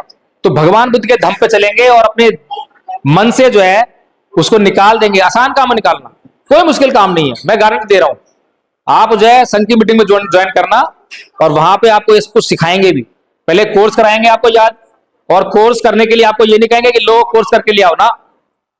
कोर्स आप काली ये कहो कि हाँ जी हमें ये कोर्स करना है, सहमति दो, आपका एडमिशन कर लेंगे स्कूल में, आपको एक आचार्य दे देंगे जो आपके लिए पर्सनल रहेंगे, जो आपकी देखरेख करेंगे और वो आपको सिखाएंगे। और जब आप जो है सीख जाओगे तो आप सूचना दे देना आचार्य जी को कि मेरी परीक्षा करा लो। फिर 5 आचार्यों का बोर्ड बनेगा, वो आपसे सवाल करेंगे और वो आपको जो है अगर 80% मार्क्स ले आए तो पास कर देंगे, फिर आप भी आचार्य बन जाओगे। आसान काम है। और उसके बाद जो फिर आपको व्यवहार करना सिखाएंगे। ये देखिए आपके बोलने में थोड़ा सा सही नहीं बोल रहे हो। हमारे संघ में जब भी किसी को कोई गलत करते हुए देखता है तो उसको कहा जाता है कि आप तुरंत से शिकायत करिए, संघ में प्रस्ताव लेकर आइए। लेकिन प्रस्ताव कैसे लेकर आना है? प्रस्ताव लेकर आना है कि मान लीजिए आचार्य जी ने कुछ गलती की है, मुझसे अपशब्द कह दिया कुछ जो है, तो मुझे इनके खिलाफ प्रस्ताव लेकर आना है। तो अभी हम कैसे कंप्लेन करते हैं? मान लो घर में जो है पति देव ने पत्नी से पानी मांगा, तो पति देव जो है बोलते हैं जी सुनती हो 1 गिलास पानी देना, नहीं दिया। अरे सुनती हो 1 गिलास पानी देना, नहीं सुना। अरे सुनती हो क्या 1 गिलास पानी दे दो, नहीं सुना। अब पति देव आ गए गुस्सा, आग बबूला, इतनी देर होगी, अरे इतनी देर से बोल रहा तुम सुनाई नहीं दे रहा। ऐसे दोनों हाथ से, संस्कृति बदलो। हाँ बहुत अच्छा। तो हमने शिकायत कैसे करी? अरे तुमसे इतनी देर हो गई पानी मांगते मांगते, सुनाई नहीं दे रहा तुम्हें। ये हमारा कंप्लेन करने का तरीका है। अच्छा, जब हम थाने में जाते हैं शिकायत करने, जो है कंप्लेंट करने, कैसे करते हैं? इंस्पेक्टर साहब मेरे घर में चोरी हो गई है, मेरी रिपोर्ट लिख लो कृपा करके। अरे तुम वहां भी कंप्लेन कर रहे हो, यहाँ भी कंप्लेन कर रहे हो, फर्क क्या है? वहां तुम धौंस जमा रहे हो और यहाँ तुम पे धौंस जमाई जा रही है? तो यानी कि हमारे व्यवहार में दोहरा मापदंड है। जिन पे हम धौंस जमा सकते हैं वो धौंस जमा के रखते हैं, और जिनसे धौंस नहीं जमती है वो धौंस जमाते हैं, तो उनकी हम जो है गुलामी करते रहते हैं। हमें व्यवहार में समानता लानी पड़ेगी। जब पत्नी ने हमसे पानी मांगा, नहीं पत्नी जब क्या नाम है हमने पत्नी से पानी मांगा, तो हमने क्या बात सोची कि पत्नी को पानी देना ही चाहिए, ये सोचा ना। दूसरी बात हमने सोची नहीं कि हो सकता है कि पत्नी मुझे पानी ना दे। अगर मैंने ये बात सोच ली होती तो फिर मैं पहले ही तैयारी कर लेता कि भैया हो सकता है पत्नी से पानी तो मांग रहा हूं, पर हो सकता है कि वो पानी ना भी दे। तो क्या होता कि मैं पहले ही समझा लेता अपने आप को कि मुझे गुस्सा नहीं करना है, और जाके मैं प्यार से बोलता, जी सुनती हो, मैंने आपसे जो है 3 बार पानी मांगा लेकिन आपने पानी नहीं दिया, क्या बात है, क्या कर रही हो? अब कैसी बात है? दोनों बात में फर्क है कि नहीं है? इन छोटी छोटी बातों पे हमारे घर में कितने बड़े क्लेश हो जाते हैं, कितने बड़े क्लेश हैं। कुछ कह दी पत्नी से, पत्नी रूठ गई, 2 दिन रूठी, 3 दिन रूठी, तीसरे दिन जो मायके चली गई, नई बात बनी। तो 6 महीने हो गए, आई नहीं है, उसकी नाक वहां और इसकी नाक यहां, नाक का सवाल बन गया। साल हो गया, फिर एक लेटर आ गया, कहां से? कोर्ट से, क्या भाई डिवोर्स, और 2-3 साल बाद डिवोर्स हो गया। बताओ, छोटी सी बात पे और बात का बतंगड़ बन गया। और भगवान बुद्ध की बात को मानने वाले लोग क्या करते हैं? अभी आचार्य जी समझा रहे थे, भगवान बुद्ध कहते हैं अको छी मंगा बदी मंगा जीडी मंगा हासी में ये चैतंग उपनयंती वेरंग तेसंग न सम्मति, कि उसने मुझे मारा, उसने मुझे पीटा, उसने मुझे जीत लिया, उसने मैं सब कुछ छीन लिया, जो ऐसा अपने मन बनाए रखते हैं उनका बैर कभी शांत नहीं होता। तो ये बात अगर दोनों पति पत्नी बौद्ध होते, बौद्ध धर्म का अनुसरण कर रहे होते, ये गाथा उनको याद होती, तो दोनों ही माफ करते दूसरे को, छोड़ो जी हो गया सो हो गया, बात आगे नहीं बढ़ती। तो बताओ ये दवा है या नहीं है? हमारी जिंदगी के लिए इतनी महत्वपूर्ण दवा है, लेकिन हमारे पास तो धम्म आ ही नहीं रहा। धम्म के नाम पे जो है पुरोहित बना रहा है, पुजारी बना रहा है, धम्म नहीं आ रहा। तो इसीलिए अब मैं आप लोगों से जो है इस मीटिंग को कंक्लूड करने के लिए कह रहा हूं। और अब आप लोग बताओ, ये जो कोर्स है, कोर्स बहुत छोटा है। कोर्स में क्या है बता देता हूं, बच्चे तो जानते ही आधा कोर्स तो बच्चे जल्दी सीख जाएंगे, सीखोगे? बहुत बढ़िया। इसमें सबसे पहले है क्षमा याचना, फिर है नमन, तीसरन, पंचशील, फिर है आपका धम्मपालन गाथा, और धम्मपद के 5 पद हैं, और सभ्य सत्ता। अब बताओ बहुत बड़ा कोर्स है क्या? लेकिन ये कोर्स जो कर लेगा, मैं गारंटी ले रहा हूं, उसका जीवन बदल के दिखा दूंगा। और जब उसका जीवन बदल जाएगा तो सारी दुनिया में गा गा के बताएगा वो। जब मैं आपको कोई दवाई बताऊंगा और वो दवाई आपको आराम दे देगी, तो फिर आप जो है दुनिया में जहां पे भी जिसको भी बीमारी होगी ना, आप खुद जाके बताओगे अरे ये दवाई खा ली हो। ना तो कंपनी ने पैसा दिया आपको, ना मैंने कहा कि प्रचार करने के लिए, अपने आप खुद ही पढ़ दो ना। तो दवा खाने के बाद उसका प्रचार ऐसे ही होता है। तो केवल भगवान बुद्ध का धर्म है जो दवा है, और ये दवा खा ली तो इसका प्रचार अपने आप होने लग जाएगा, क्योंकि दवा बड़ी गुणकारी है, बड़ी लाभदायक है। तो इसका कोर्स करने के लिए कौन कौन राजी है ये बताओ। अरे वाह वाह, आप लोग नहीं करोगे? करोगे करोगे करोगे। तो ठीक है, फिर आपके ही गांव से हमारे आचार्य प्रवीण जी हैं, तो इनके माध्यम से आप लोग गूगल मीट पे जुड़ोगे।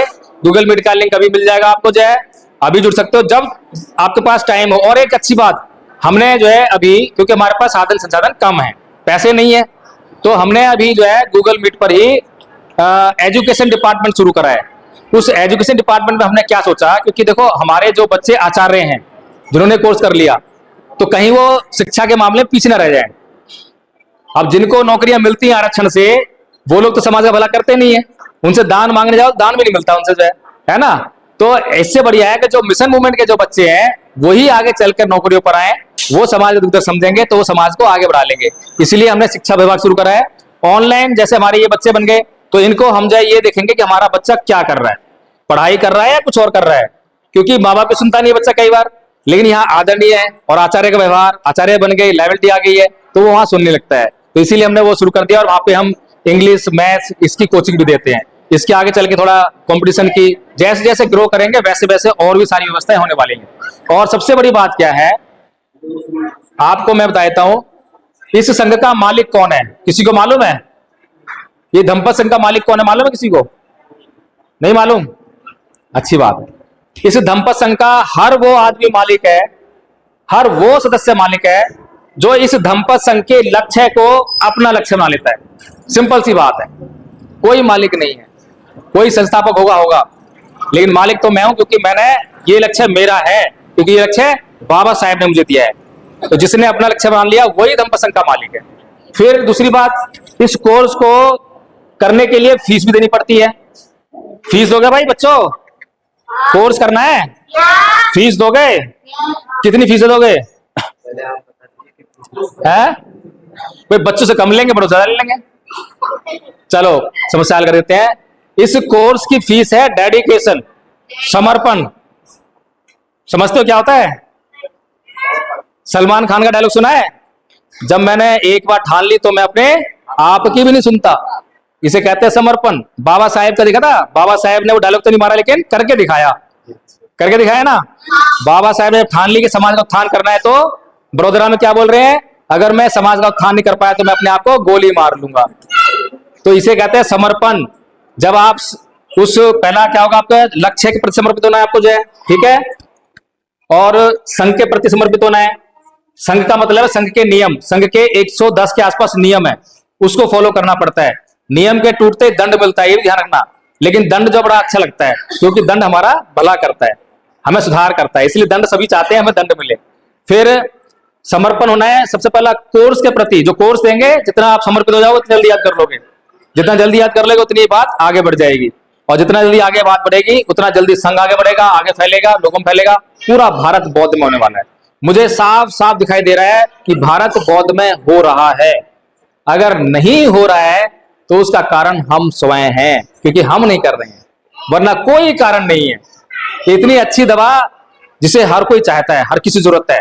तो इसलिए अब मैं आप लोगों से हाथ जोड़ के विनती करता हूं कि आप जो है बाबा साहेब के कर्ज को पहचानो, उनके दुख दर्द को, उनके सपने को पहचानो, और जो है आप इस मुहिम में जुड़ जाओ। संघ आपसे कुछ नहीं मांग रहा है। जब आप संघ से जुड़ोगे तो आपको खुद ही जरूरत महसूस होगी, क्या संघ में ये काम चल रहा है, इसमें जरूरत है, चलो मैं ये सहयोग कर रहा हूं। संघ नहीं मांगेगा आपसे। संघ अगर कभी लायबिलिटी देनी होगी, जरूरत पड़ेगी, तो आपसे बोल देगा जी ये खर्चा आ रहा है, कुछ हो तो दे दीजिए। संघ जो है भगवान बुद्ध के नियम पे चलता है। भगवान बुद्ध का नियम मालूम है क्या था दान का? चलो फिर कभी बताएंगे, उसमें जुड़ना मीटिंग में, उसमें बताएंगे, क्योंकि बहुत लंबी हो गई है अब जो है।